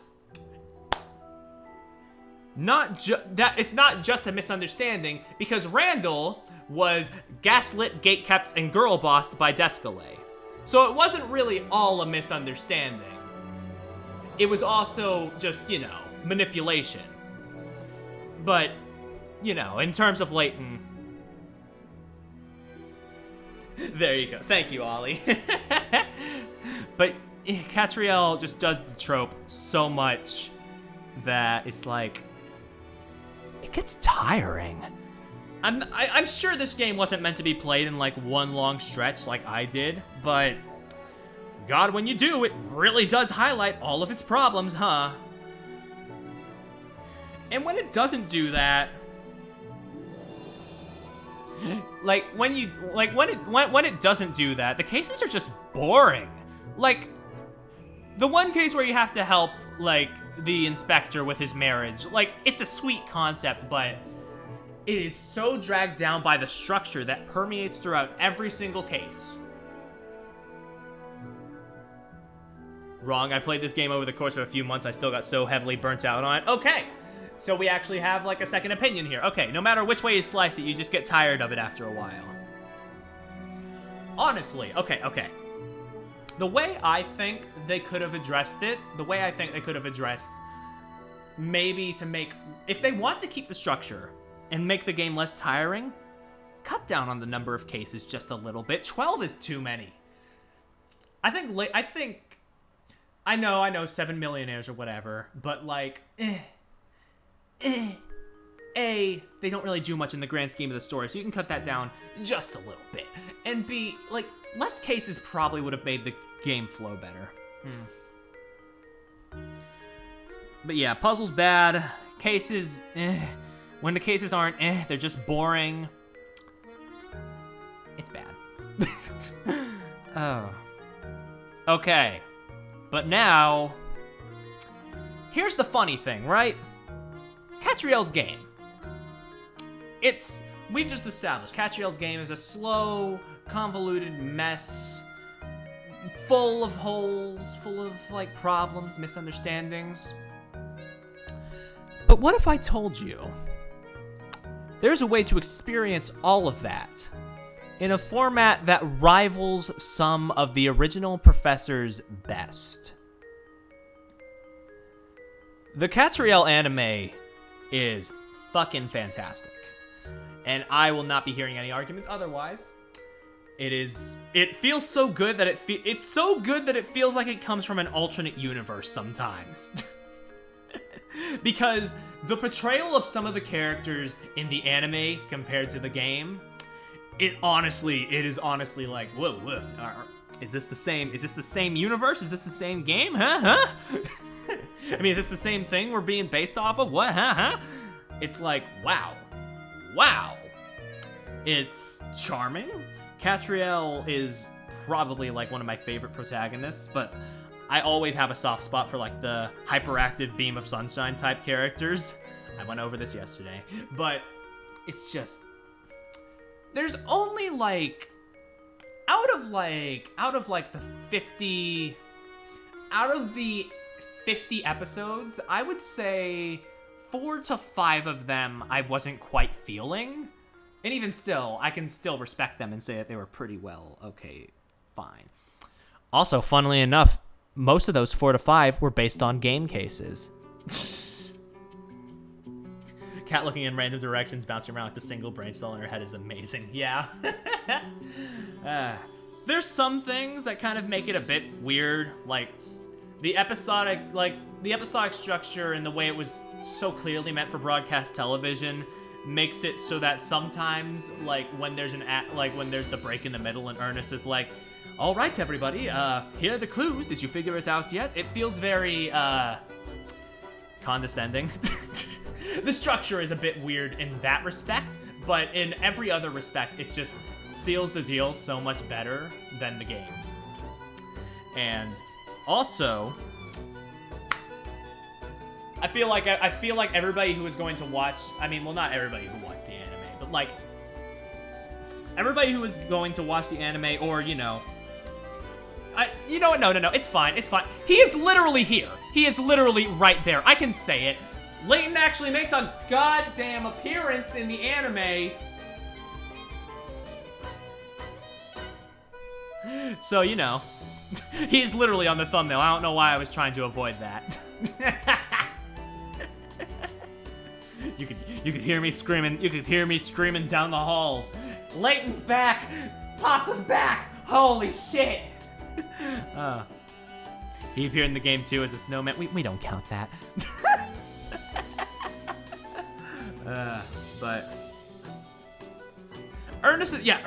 Also, that's the thing. A lot of the characters are a lot better in the anime.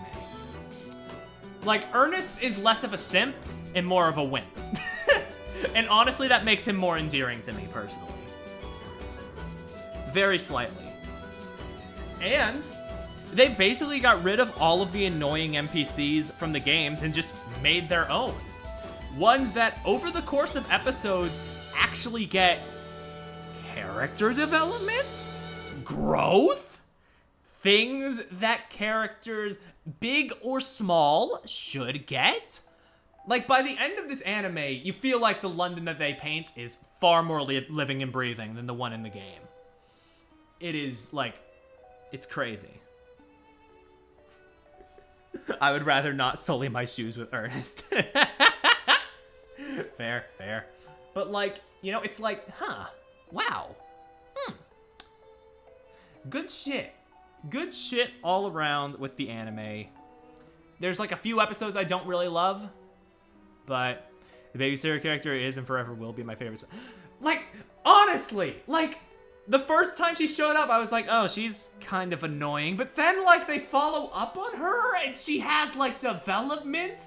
And, like, I actually got a little, like, teary-eyed a little bit. And I was like, wow, you really turned her around. Holy shit. And she just became so endearing to me. I love her. I've heard some of the shots in the anime are literally one-for-one recreations of London. Oh, that's neat. Something the game could never do. Fucking Godwin's Day. What the shit is that? But, like, yeah, I love a lot of the unique anime characters. I love the babysitter. I love the fucking farmer dude. Like, he goes on such wild character derailment. It's fucking hilarious. Little inventor, the little shit inventor, like, he's a little shit, of course, but, like, he also develops, so I can't really hate him entirely either. There's a lot of good characters in the anime. They could have, that's a thing. Those things aren't copyrighted. Said like Godwin's Day isn't also in the anime. I know, but still. There's a lot of minor characters that I just really liked in the anime. They just weren't that, like, you know, none of that depth was there in Layton's Mystery Journey. Where was the arc for Papano Boy, huh? I don't think anybody wanted that. But anyway, yeah, that's my ranking. I actually made this tier list specifically myself because no other tier list actually had the anime on there. So if y'all want me to share the link in the chat later in the Discord, I will. But for now, yeah, that's about it. So, you know, we've talked about the games and anime at length. How about I hydrate and then we talk about the characters a little bit. This is the best one I could find. It does not have everybody, but it has like a good chunk of people in there. So, you know, I think it'll work just fine.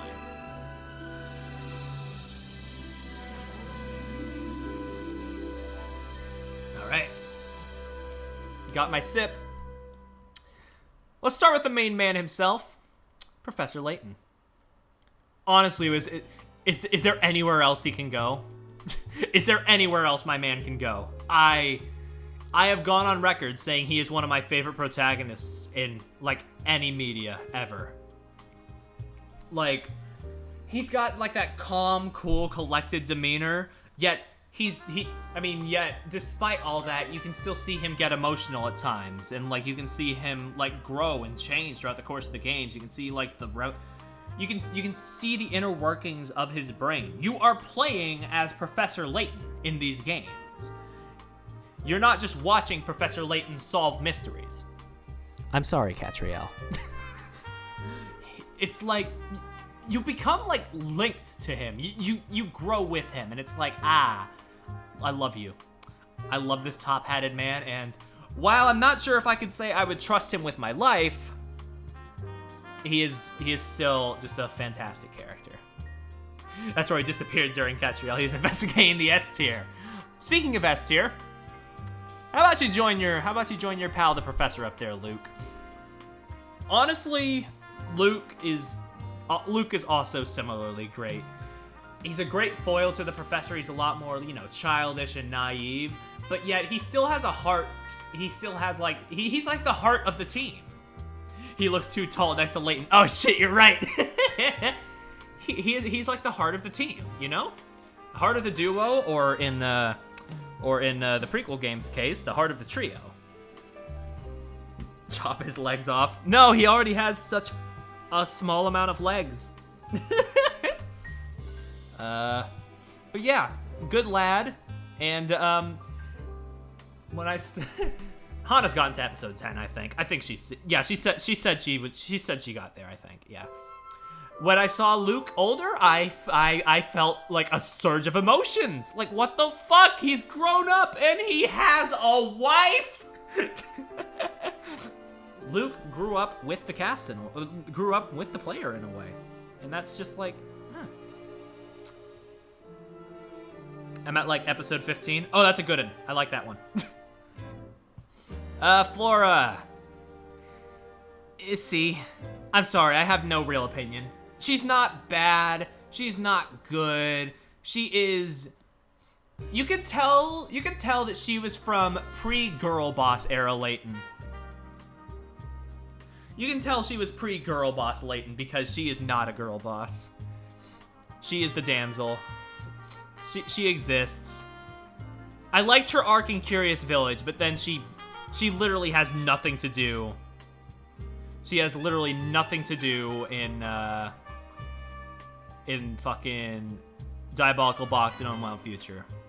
So they just like in Unwound Future, she's left behind for half of the game, and in Diabolical Box, she's kidnapped and replaced by. We'll get to him. Okay, Inspector Chelmy.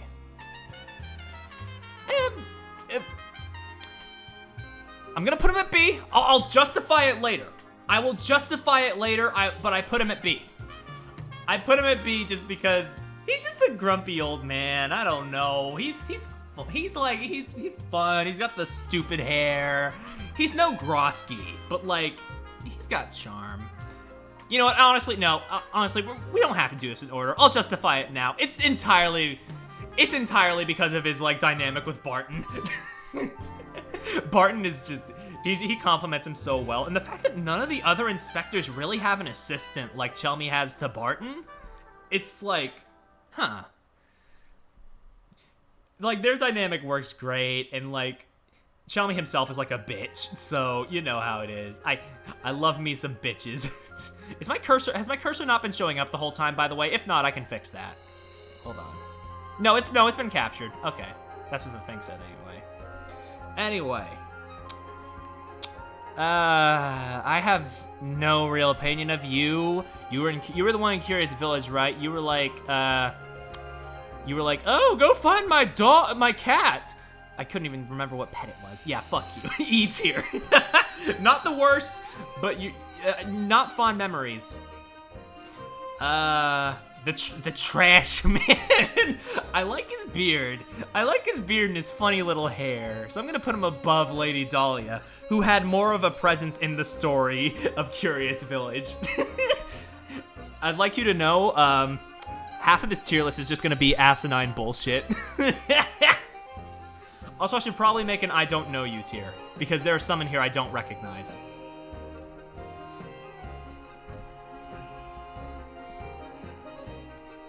Because I don't recognize some of these people.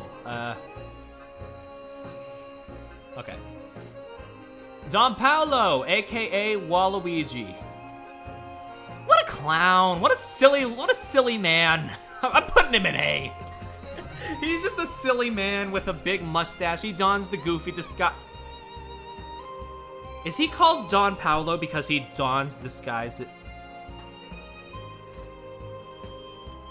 Oh my god!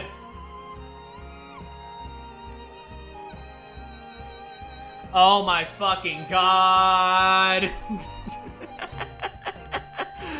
Okay. But Don Paolo's fun. He's just a goofy man with a flying helicopter.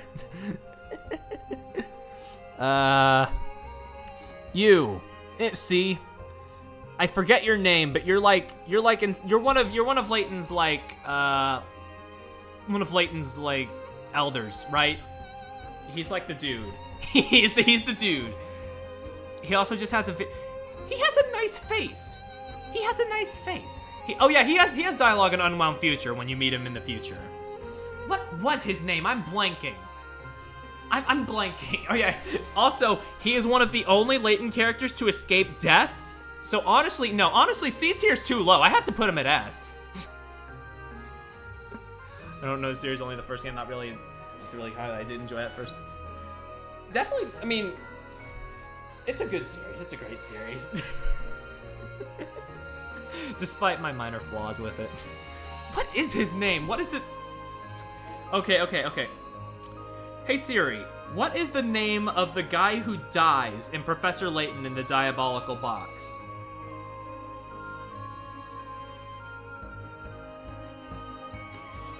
I know it's like Professor something.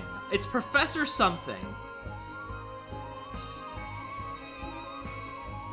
It's going to harm. It's not going to harm me. It's going to haunt me until the end of my days if I don't figure this out.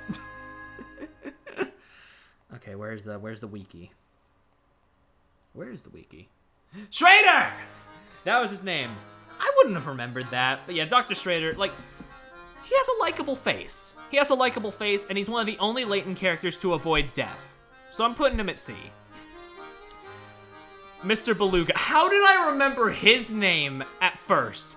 But I didn't remember fucking Schrader, who is arguably more important.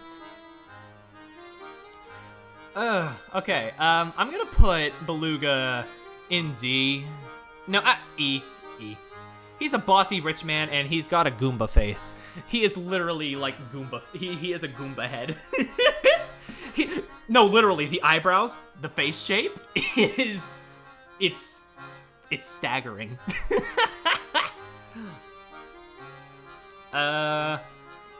Sammy, my man.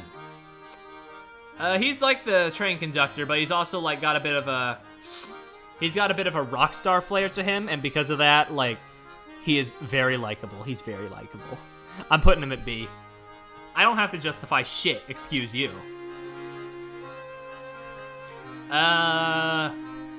Who is this Anton's daughter? Ollie, rubbish, help me out here. Isn't this like related to Ollie? Not Ollie. Yes, this is Ollie's daughter. No, this is Anton's daughter. Katia. Yes, Katia, Anton's like daughter or whatever, who I have a daughter apparently. I'm gonna put her at B and Anton at A. Granddaughter, my bad. Anton is a really good villain. Like, first off, he is hot.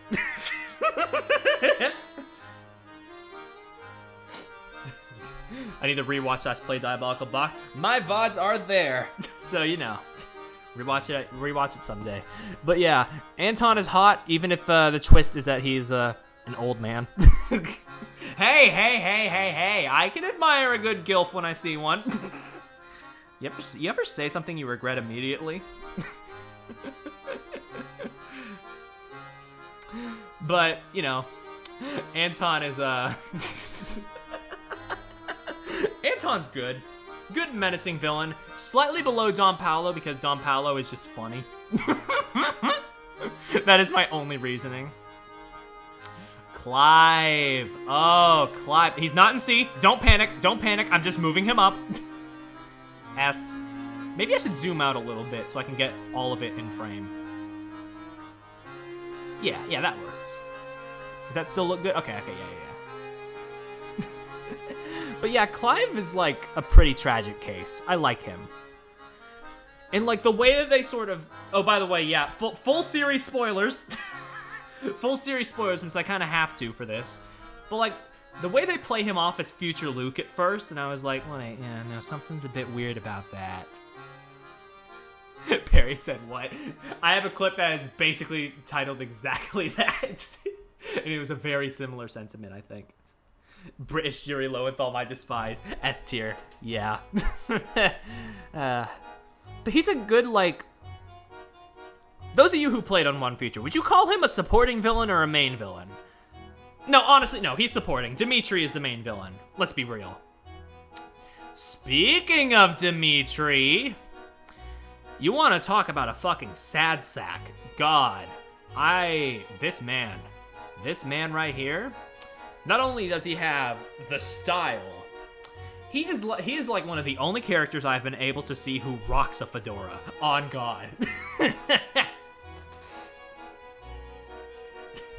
He rocks that fucking fedora, first off. And second off, like, he's such a tragic case. Like, he's under similar circumstances as Layton, where he, like, lost his love to the time machine incident that, like, blew everything up and killed a bunch of people. But, like, you can see, like, they're, like, opposite sides of, like, a coin. Layton sort of moved on, in a sense, and just, like, you know, he still carried his burdens, of course, but, like, he moved on and, like, you know, met Luke, all that shit, went on a bunch of mysteries. Dimitri, on the other hand, sort of let his, like, bad memories and, like, all of that sadness cloud him. And because of that, he made the time, he tried to, you know, he instigated the plot of Unwound Future. And I just think because of that, he's just such an interesting case. One of the most interesting villains, probably, for me, personally. Out of the whole game. Out of all the games. Oh, hi! Bill Hawks fucking sucks! Screaming from the rooftops. Oh my god. I hate this guy. Dude, he does fucking nothing until the ass end of the game, where it's revealed that he himself was responsible for the incident that killed so many people in the time machine incident. And because of that, and you know what the worst part is? Like, it would be one thing if he caused the incident and he felt regret. He doesn't feel a goddamn thing. He does not feel shit for what he did. He is a fucking monster. God, what a fucking goblin man. And also, just, he is the only one of the three villains in Unwound Future, like, you know, Hawks, Clive, and Dimitri, who suffer no consequences. And because of that, I need to put him in F. There may be a theme of people who suffer no consequences being at F, but let's not get ahead of ourselves.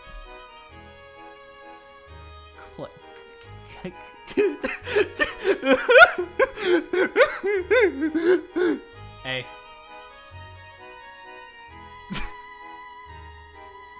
Emmy! Emmy is great. Emmy is a bona fide girl boss, and I'm putting her in S tier. Fuck it. She's got the sass. She's got the martial arts. She roundhouse kicks like so many people. In Eternal Diva, she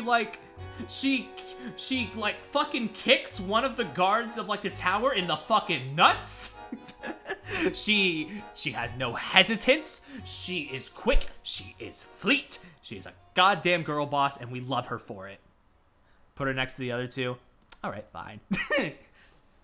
Fair enough. The main three. I forget, does Hawks get treated as a villain in the game even? Like, okay, the game definitely paints his actions as being wrong, of course, obviously. But, like, because he never really, like, owes up to them, he doesn't see them as wrong, and that's what makes him... I guess that's what makes him, like, a good villain, but also, I can't help but despise him because of that. Descalay. Pardon me. Excuse me. Pardon me. Pardon the fuck out of me. Listen. I can explain. I'm horny. No.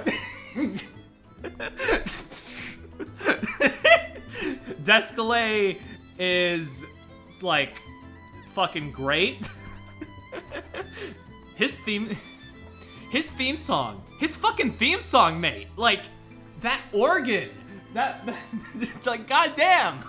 And also, like, the fact that he has, like, such a, like, minor, like, presence in, like, one of the three games doesn't even bother me that much. Because, like, in the other two games, like, Last Spectre establishes him great.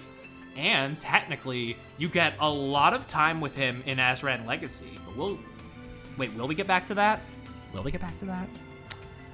Oh, I don't think we will. I don't see. Yeah, no, I don't see. Okay, so basically, you spend a lot of time with him as Professor Sycamore in Azran Legacy, and because of that, like, you get a lot of development with him. So, you know, as a whole, just really solid fucking villain. Just, and even then, like, you understand where he's coming from. Why is Sycamore not? Yeah, honestly, like, most people would just see that as an oversight if they didn't know at that point, but like, that is kind of a big out of context spoiler, huh? But yeah, Descalade, like, you can understand where he's coming from with his motivations and like how he like wants to like there's the organization that took his father away, and he's like, you know what? Fuck them. I'm going to solve the mysteries before them so that they don't, you know, so that they just, you know, Targent or whatever doesn't fucking, you know, they learn not to cross me, motherfucker, and then he gets shot by a golem and fucking dies. He fakes out death twice, one of them just to be extra. That too. Inspector Grosky. High B tier, just above Chalmy. I love him. He got the fucking tits. He got the fucking schmovement. This is the fastest man in the entire game, and yet his legs are no thicker than a twig. I don't know how that happens. What song is this, by the way? Is this Diabolical Bot? No, this is Last Spectre. Okay. Grosky's titties elevate him to B tier alone. Sure. Okay. But yeah, he's good. Grosky is a certified good. With the same gym as Dr. Robotnik. Oh, from the cartoon, Scratch Grounder! Oh, yeah.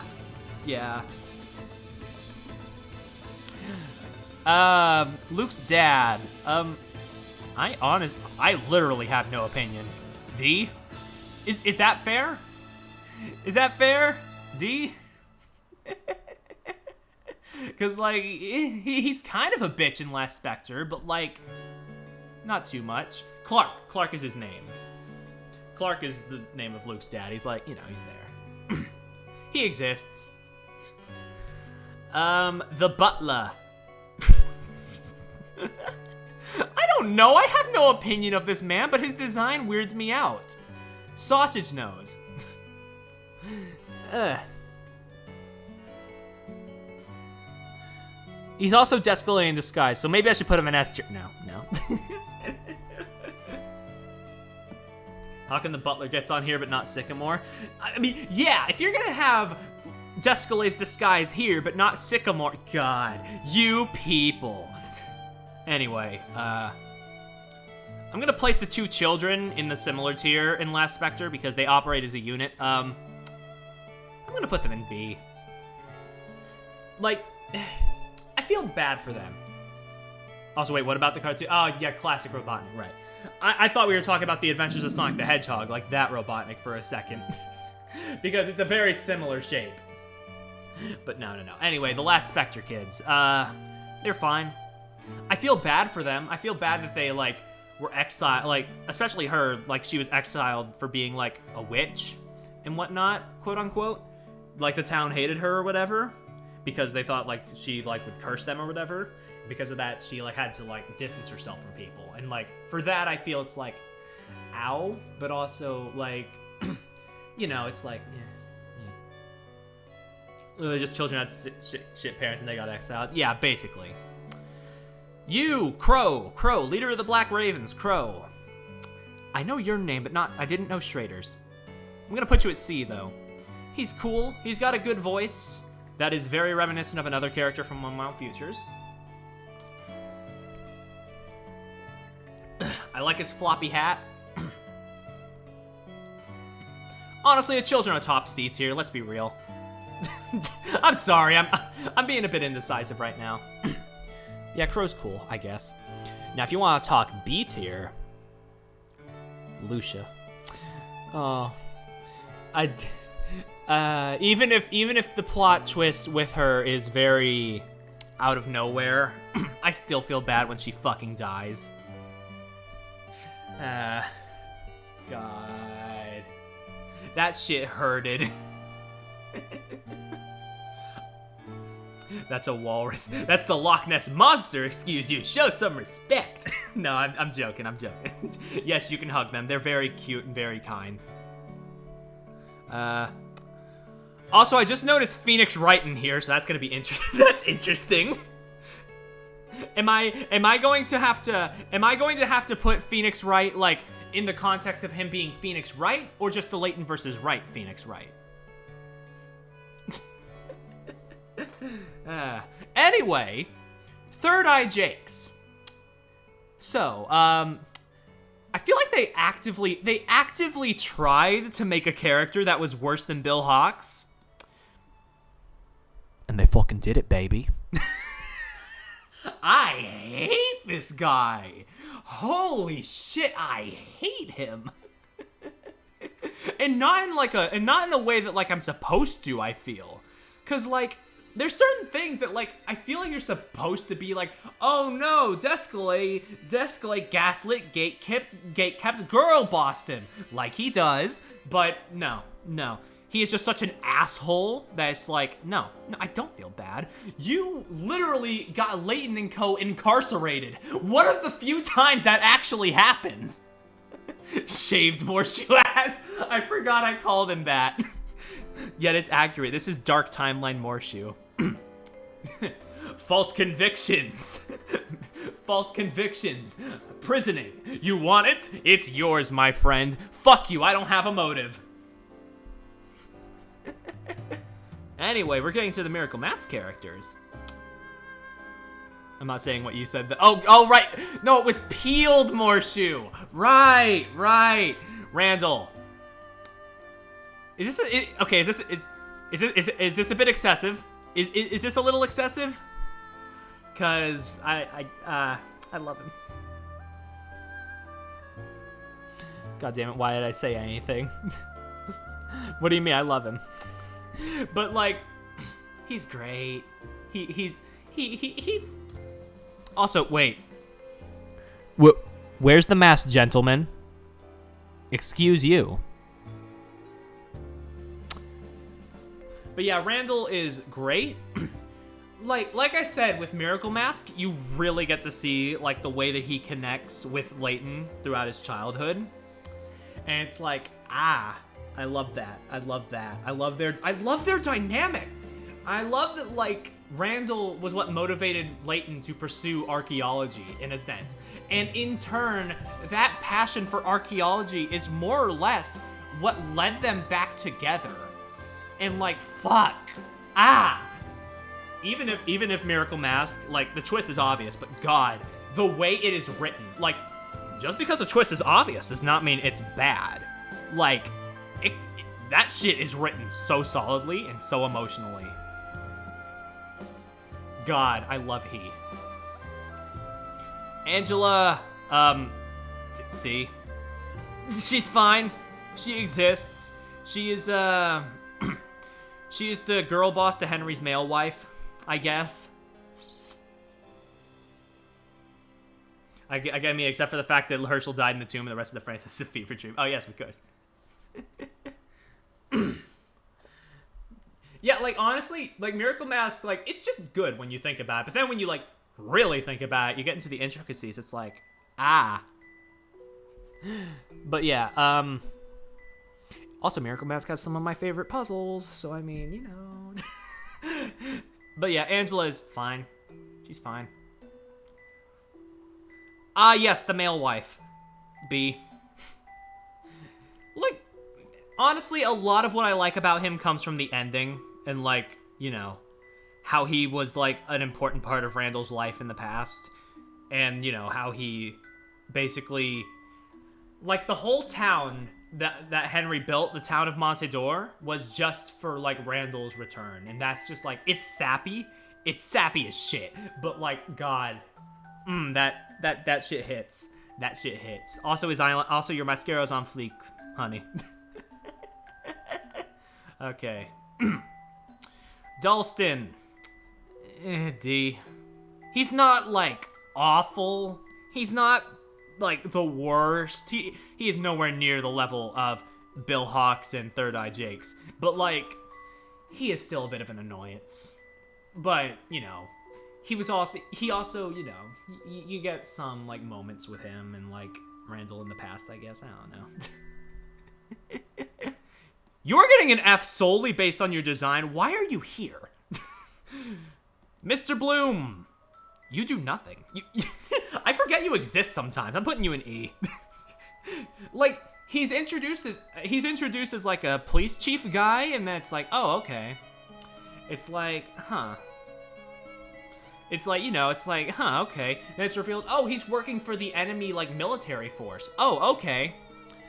And then it leads to nothing in Azran Legacy. So yeah, E. Super Meat Boy looking ass. Hey, he's right, though. He's just there to be a dude working with Target, I guess. But, like, Rook and Bishop are, like, way better in that case. Also, this is loud. Turn that down or skip it over. What's next? The Curious Village theme. Hell yeah, the funny car theme. I am bobbing to the beat right now. Aurora. Yeah, A. If you think about it, she is sort of the prequel trilogy's Claire. Nowhere near the same character beat-wise, but, like, you know, she's like the emotional, like, character who is vital to the plot in the original trilogy, Layton's plot, in the prequel trilogy, the overarching plot, and in the end, they, you know, they die. But, you know, is weak against light. God damn it. But, like, her arc is really good. She, like, comes to understand a lot of, like, like modern human life and stuff, despite being encased in ice. You'd think the culture shock would get to her, but no. And then, like, that just all pays off in the ending when she realizes that, you know, maybe humankind is worth saving, you know? Yeah. Fancy. Chimpanzee that.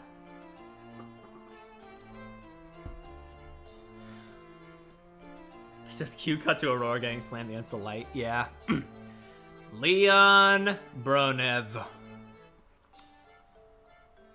Now, if you want to talk about a villain that is, like, hateable, but, like, I still really sympathize with, God, he doesn't have much of a presence in, like, the first two games, but God, Azran Legacy was his time to shine, and I don't know if it's just me. I don't know if that's just me, but, like, God, like, when he's, like,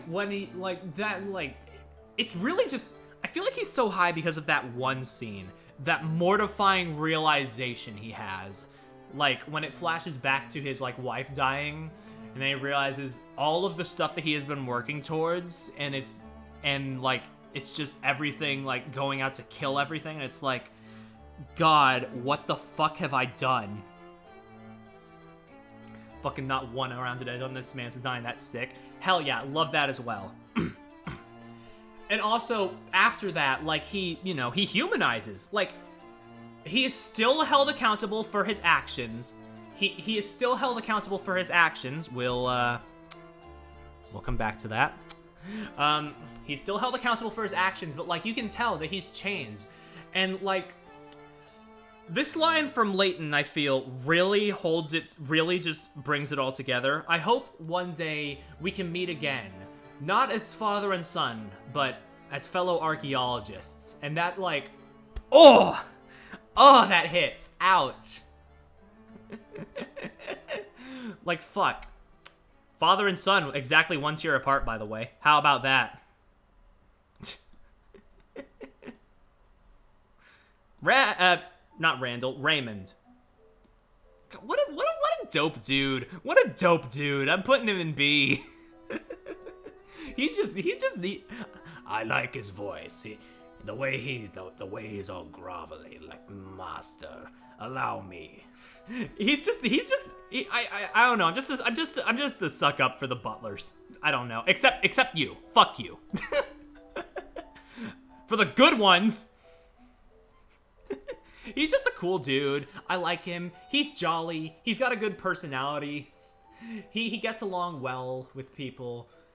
And also, like, my dumb ass not realizing when I first played Azran Legacy that, like, he is a dead giveaway for Descalay being Sycamore, because why else would fucking Raymond be there? No, I didn't know the first time is the thing. Because I was a dumb kid, but now I know, of course. Like, I mean, it's a neat hint of foreshadowing, I guess. Well, foreshadowing isn't dead giveaway, I guess. Phoenix Wright, my favorite Layton character. Honestly, in terms of Layton versus Wright, I said he has good character moments, so I'm putting him at low A, high B. His introductory moment where he meets Layton and Luke is fucking hysterical. That's really all I can say. Maya, my beloved. Maya, my beloved. Maya, my beloved. I love Maya so much. Like, even if she technically has less character than Phoenix in this game, just my bias for how much I fucking love Maya Fey puts her one spot above Phoenix for me. I love her. She's great. Espella. You exist, I guess. Fire Emblem looking ass. God, look at Angela and fucking Espella back to back. That is some whiplash. What shading does to a motherfucker, right? I like her, but she's also tied to a lot of what I don't like about Layton versus Wright's like ending parts. So, you know. Barnum, Barnum, Barnum. B tier. I'm putting him above Henry, but below Lucia. Like, you think Flora's a damsel in distress? Who boy? You got a point. You got a point. Barnum is great. I don't know why. I just really like this lad. Okay, look, we all know why I like him, but let's not address it. He's cool. He's got a fucking sword. Just what a lad. What a fucking unit. He would not be out of place in Fire Emblem. I'm just saying. Oh yeah, Bread Lady. Hi D. She doesn't really do much, but that smile's cute.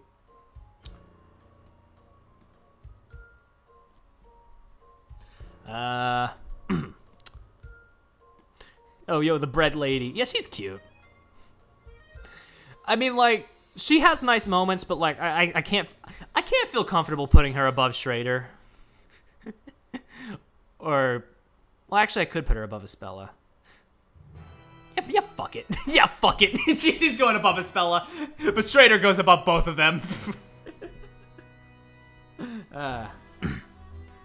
You, Kira. You have a really good breakdown. I like your breakdown. I'm putting you in B. I'm putting you in C just because of that. Also, you're cute. Oh, you. Oh, you. Oh, you. When your pun name is a mere punching bag, like, this is just fucking fantastic joke character. I love how they play up his ridiculousness each and every time. Like, I know some people might find him irritating, but I think he's funny.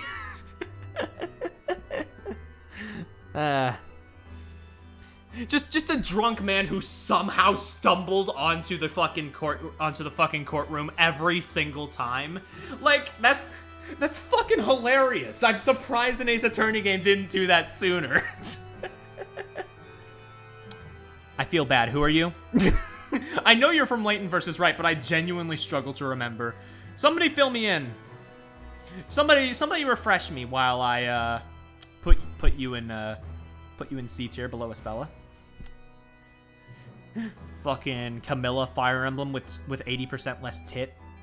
The butler who turned Layton into gold. Oh right.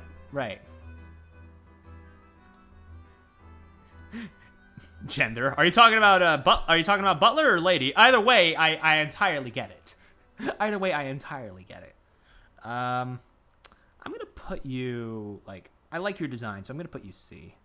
Like, C above Espella. Oh, the final battle theme from Last Spectre. Fuck yes. The storyteller. Oh, this one hurts. This one is... I'm split, because, like, holy shit, this guy's design fucks. This guy's design fucks. It's so fucking cool. But once again, much like Espella, a lot of the stuff I don't really think works about the story comes from him, I think. So I'm gonna have to put him, like, probably C tier.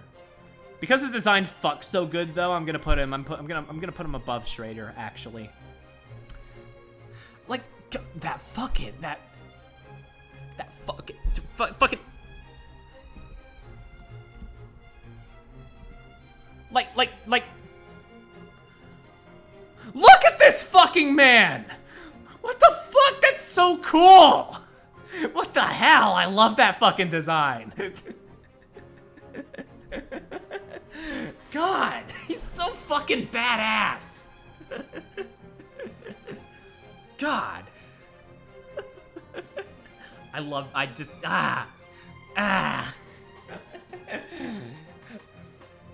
That pair of no.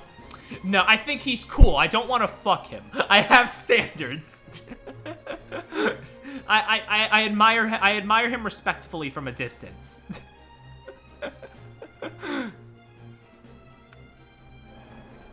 That is a whole ass man.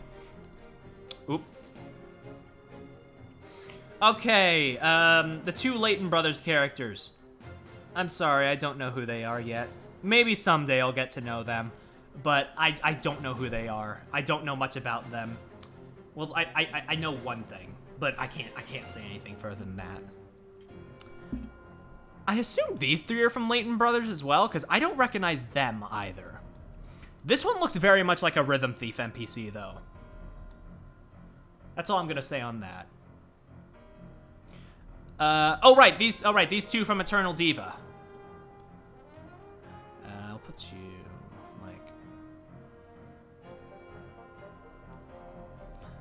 like. These two from Eternal Diva. You serve the plot. You're fine. You're okay. I'm gonna put you like high D, low C. I'm putting you in D solely because C is getting a bit crowded. Mr. Music Man. The man who makes the piano, not the piano, the big ass instrument that can like transfer souls from one person to another, apparently. I'm conflicted on him because he does some dastardly things, but the ending of that movie fucks me up so bad that I'll fuck it be. I don't like him, but you know, it's the complete opposite of the Layton versus Wright characters. I don't like you, but I like what you do for the story. God, watch Eternal Diva. It's so good. Anyway, how are we doing on time, by the way, with the music? Oh, we got 18 minutes. We'll be fine.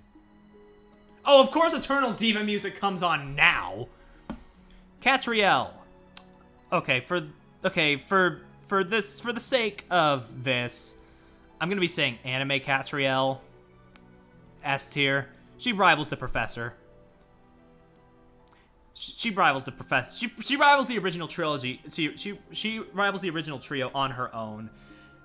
She is just such a like beacon of joy and optimism, and especially in the anime, I just love her character. She's just so cute.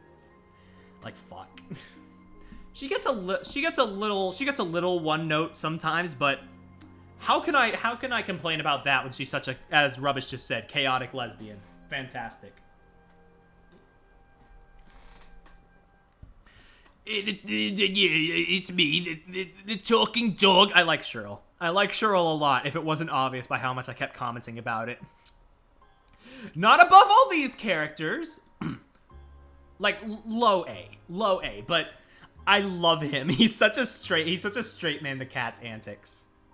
I can't help noticing a fucking missing character. Who are we talking about, huh? I don't know what we're talking about. But yeah, I don't know. I like Cheryl. And plus, where's the oh, fuck. You're right. If she was here, she would be S tier. Don't worry about it. Okay. But yeah, I like Shirl. He's very sassy. He's a funny little doggy. And even if we don't know what happens to him, like why he's a dog, like as to your head of Leighton, right? Oh, Shirley. Speaking of Shirley, yeah, I just like Shirl. Also, like, the times where he gets the spotlight in the Leighton anime are just really cute. Those are some of my favorite episodes when he gets the spotlight. It's just so good. He's just such a charming, like, lead. A good opposite to, like, Catriel, but, like, in a way that's endearing. I like him. I like him a lot. Funny doggy. Emiliana Perfetti. I feel like half of this is fueled solely by my shipping, but she's really good in the anime. She is just she's such a bitch. I love her.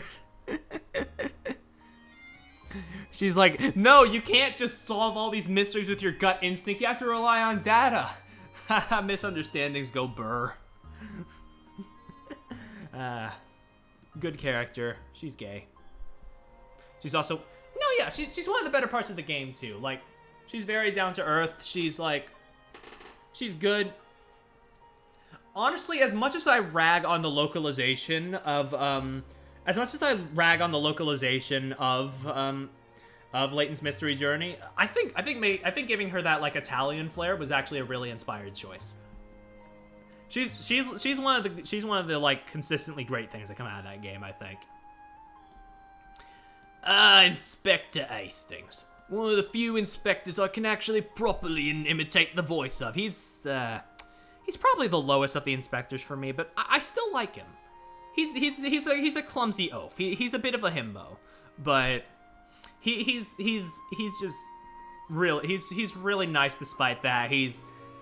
He's one of the few people in, like, the Force that, like, hears Catriel out all of the time. And I don't know. I just think he's nice. Of course, his case left a lot to be desired, but as a character, I like him. Oh, the millionaires. This is gonna be a bit weird. Actually, I should just do all the millionaires at once. Probably because she saved his ass more times than he can count. That's fair. He's a bit of a, what's the word I'm looking for? Not bitch, although that is also very valid. What's the word? God. He's like, not coward either. He's actually pretty strong. Dumbass. Yeah, I said himbo earlier. Yeah. Himbo, yeah. Okay. Now, we're gonna rank the millionaires really rapid fire, I think, maybe. Loanida, she's cute, I guess. Low C, she doesn't really do much though, but I like her design, she's cute. Phineas, you're lucky I have a bias towards the guys that literally would do the DDD anime laugh in real life. Hi D. Madame Dublé, I don't know, man. She's cute. I think she has a lot of good moments in, I think she has some decent moments in the anime. Although they also sort of play her up as a joke, which I don't like. But on her own, she's fine. Liza! Best. I need a monster to climb that there, Ernest. You know what, maybe he's not so bad after all. No. Nah. I also kind of like his accent, now that I know it's an accent and not deliberately butchered acting. But still, below Phineas. Ratman!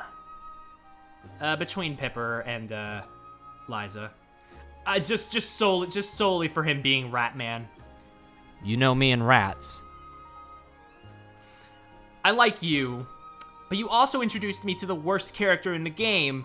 But your accent is also really, like, fucking fun, but I also just really like voicing you different from your accent. But it's like, how is this one the one I'm most conflicted on? 1, 2, 3, 4, 1, 2. I'm gonna put him right in the middle, between Dublé and Pipper.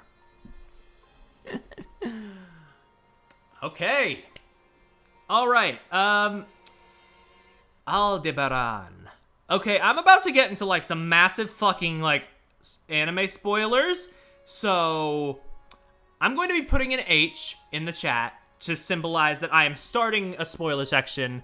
And if you want to opt out of that, mute. I will send another H in the chat once I am done. So, Aldebaran, at first I kinda was like iffy on him.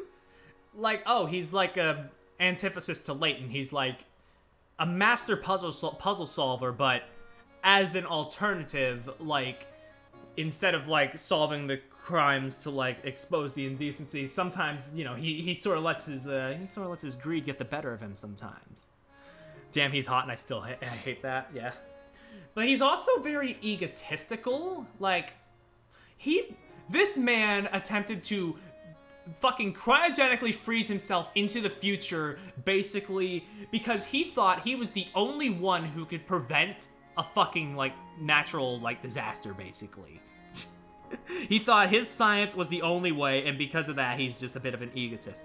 But, I mean, and, you know, like, in terms of everything he does, he's a bit of a, he's a bit of a bastard. Like, his whole, like, religion or cult or whatever that, like, had the cryogenic shit. Like, they are the reason Layton and Luke were cryogenically frozen for 20 years. But, goddamn, this man, like, he is such a fucking amazing vehicle for, like, the themes of the anime overarching. I have to put him in A solely because of that, because, like, honestly, I could see, like, there's one moment in the final episode where basically the moral is basically like, you know, you can't just stay closed off, you can't just stay you can't just stay like isolated by yourself thinking that your means are the best, that your ends justify all means. Like, you know, you have to sort of rely on, you know, sometimes you gotta let some new people into your life, and, you know, sometimes let the newer generation take hold. You plant the seeds, the newer generation sows them. And, like, I feel like as being a vehicle for, like, that sort of theming, he is fucking fantastic. Like, God. Like, he doesn't understand that. He's sort of like he's just sort of an angry hot man. But, like, it is through him that, like, sure, Catriel was justified before, but, like, you finally, like, get, like, oh, is this what they were aiming for this whole time with Catriel? Like, this message about, like, letting the new generation take hold and all that. Like, because if so, that's fucking brilliant. It's like, God, like, he's a bit complex. I'm not sure how I feel about him as a character, but as a theming device, okay, no, okay, wait, no, not above Claire, not above Claire. I'm sorry, I got a bit ahead of myself, but I like him. I like him a lot. Like, not as a character, but as what he serves, he is fantastic.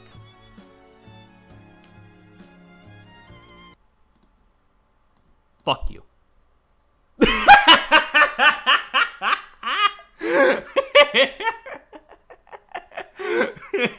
Okay. Let me just justify. Let me justify. Oh, right. Bep. Wait, is the music not playing still? My bad. Okay, but seriously. Okay, if we were talking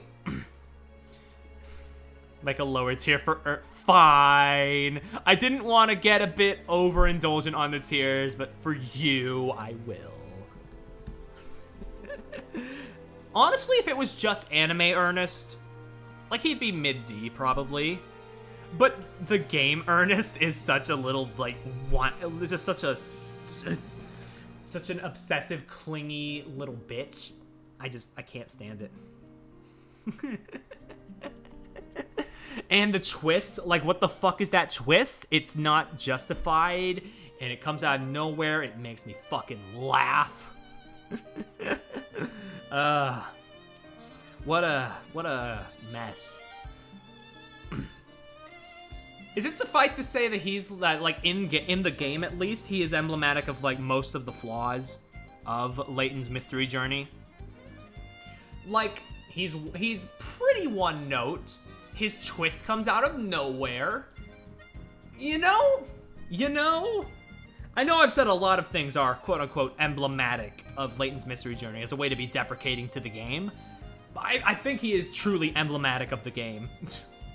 Bootlicker tier, absolute bitch. God, fuck you and your sweater vest. But yeah, I just... The thing is, a twist, while it's not justified, could have justified his actions. He could have been acting how he was to get close to a dragon. Sorry. Instead, it just turns out that he's... Yeah, it's just... you know... Yeah, why is Ernest Greaves like that?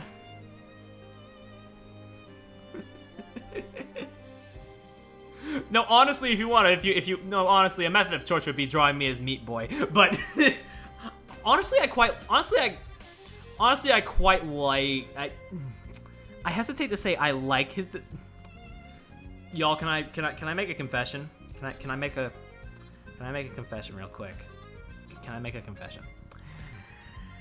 When I first picked up this game, when I was like 16 or 17, I thought Ernest was kind of cute.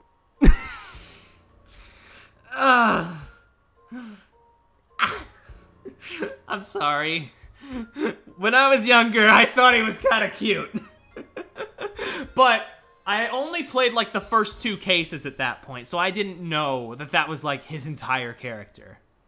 I didn't know that was his entire character at that point, is the thing.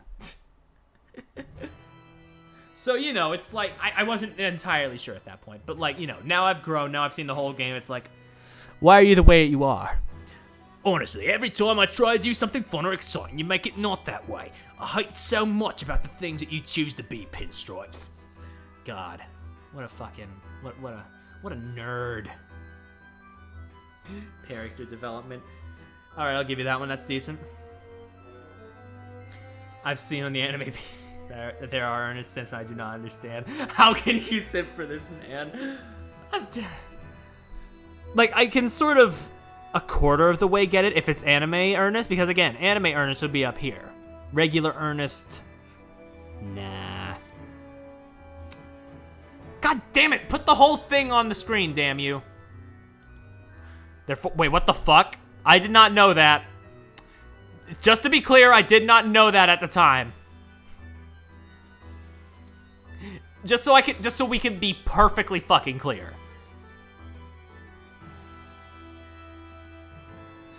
Anyway, let me just. Where's the thing? Where is it? Where is it?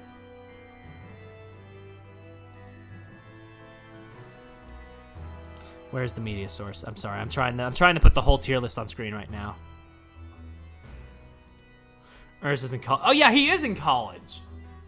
Right? No, he's not 14. He's in fucking college, unless he was smart enough to skip that much. I don't know. Yeah, he's in college. I don't know what the 14 is from. Where is it? Where did I save that? Where? Oh, here it is. Okay. There's the tier list. Unfortunately, Dimitri, Randall, and Clive have been taken hostage by the tier maker logo. But, you know. No, Catriel is 20. Yeah, Catriel is like 20. So, Ernest has to be around the same age, or that's child labor.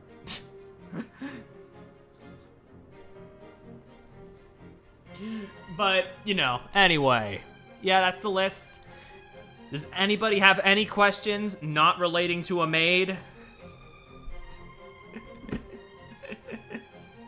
Because if not, I will just end it right here.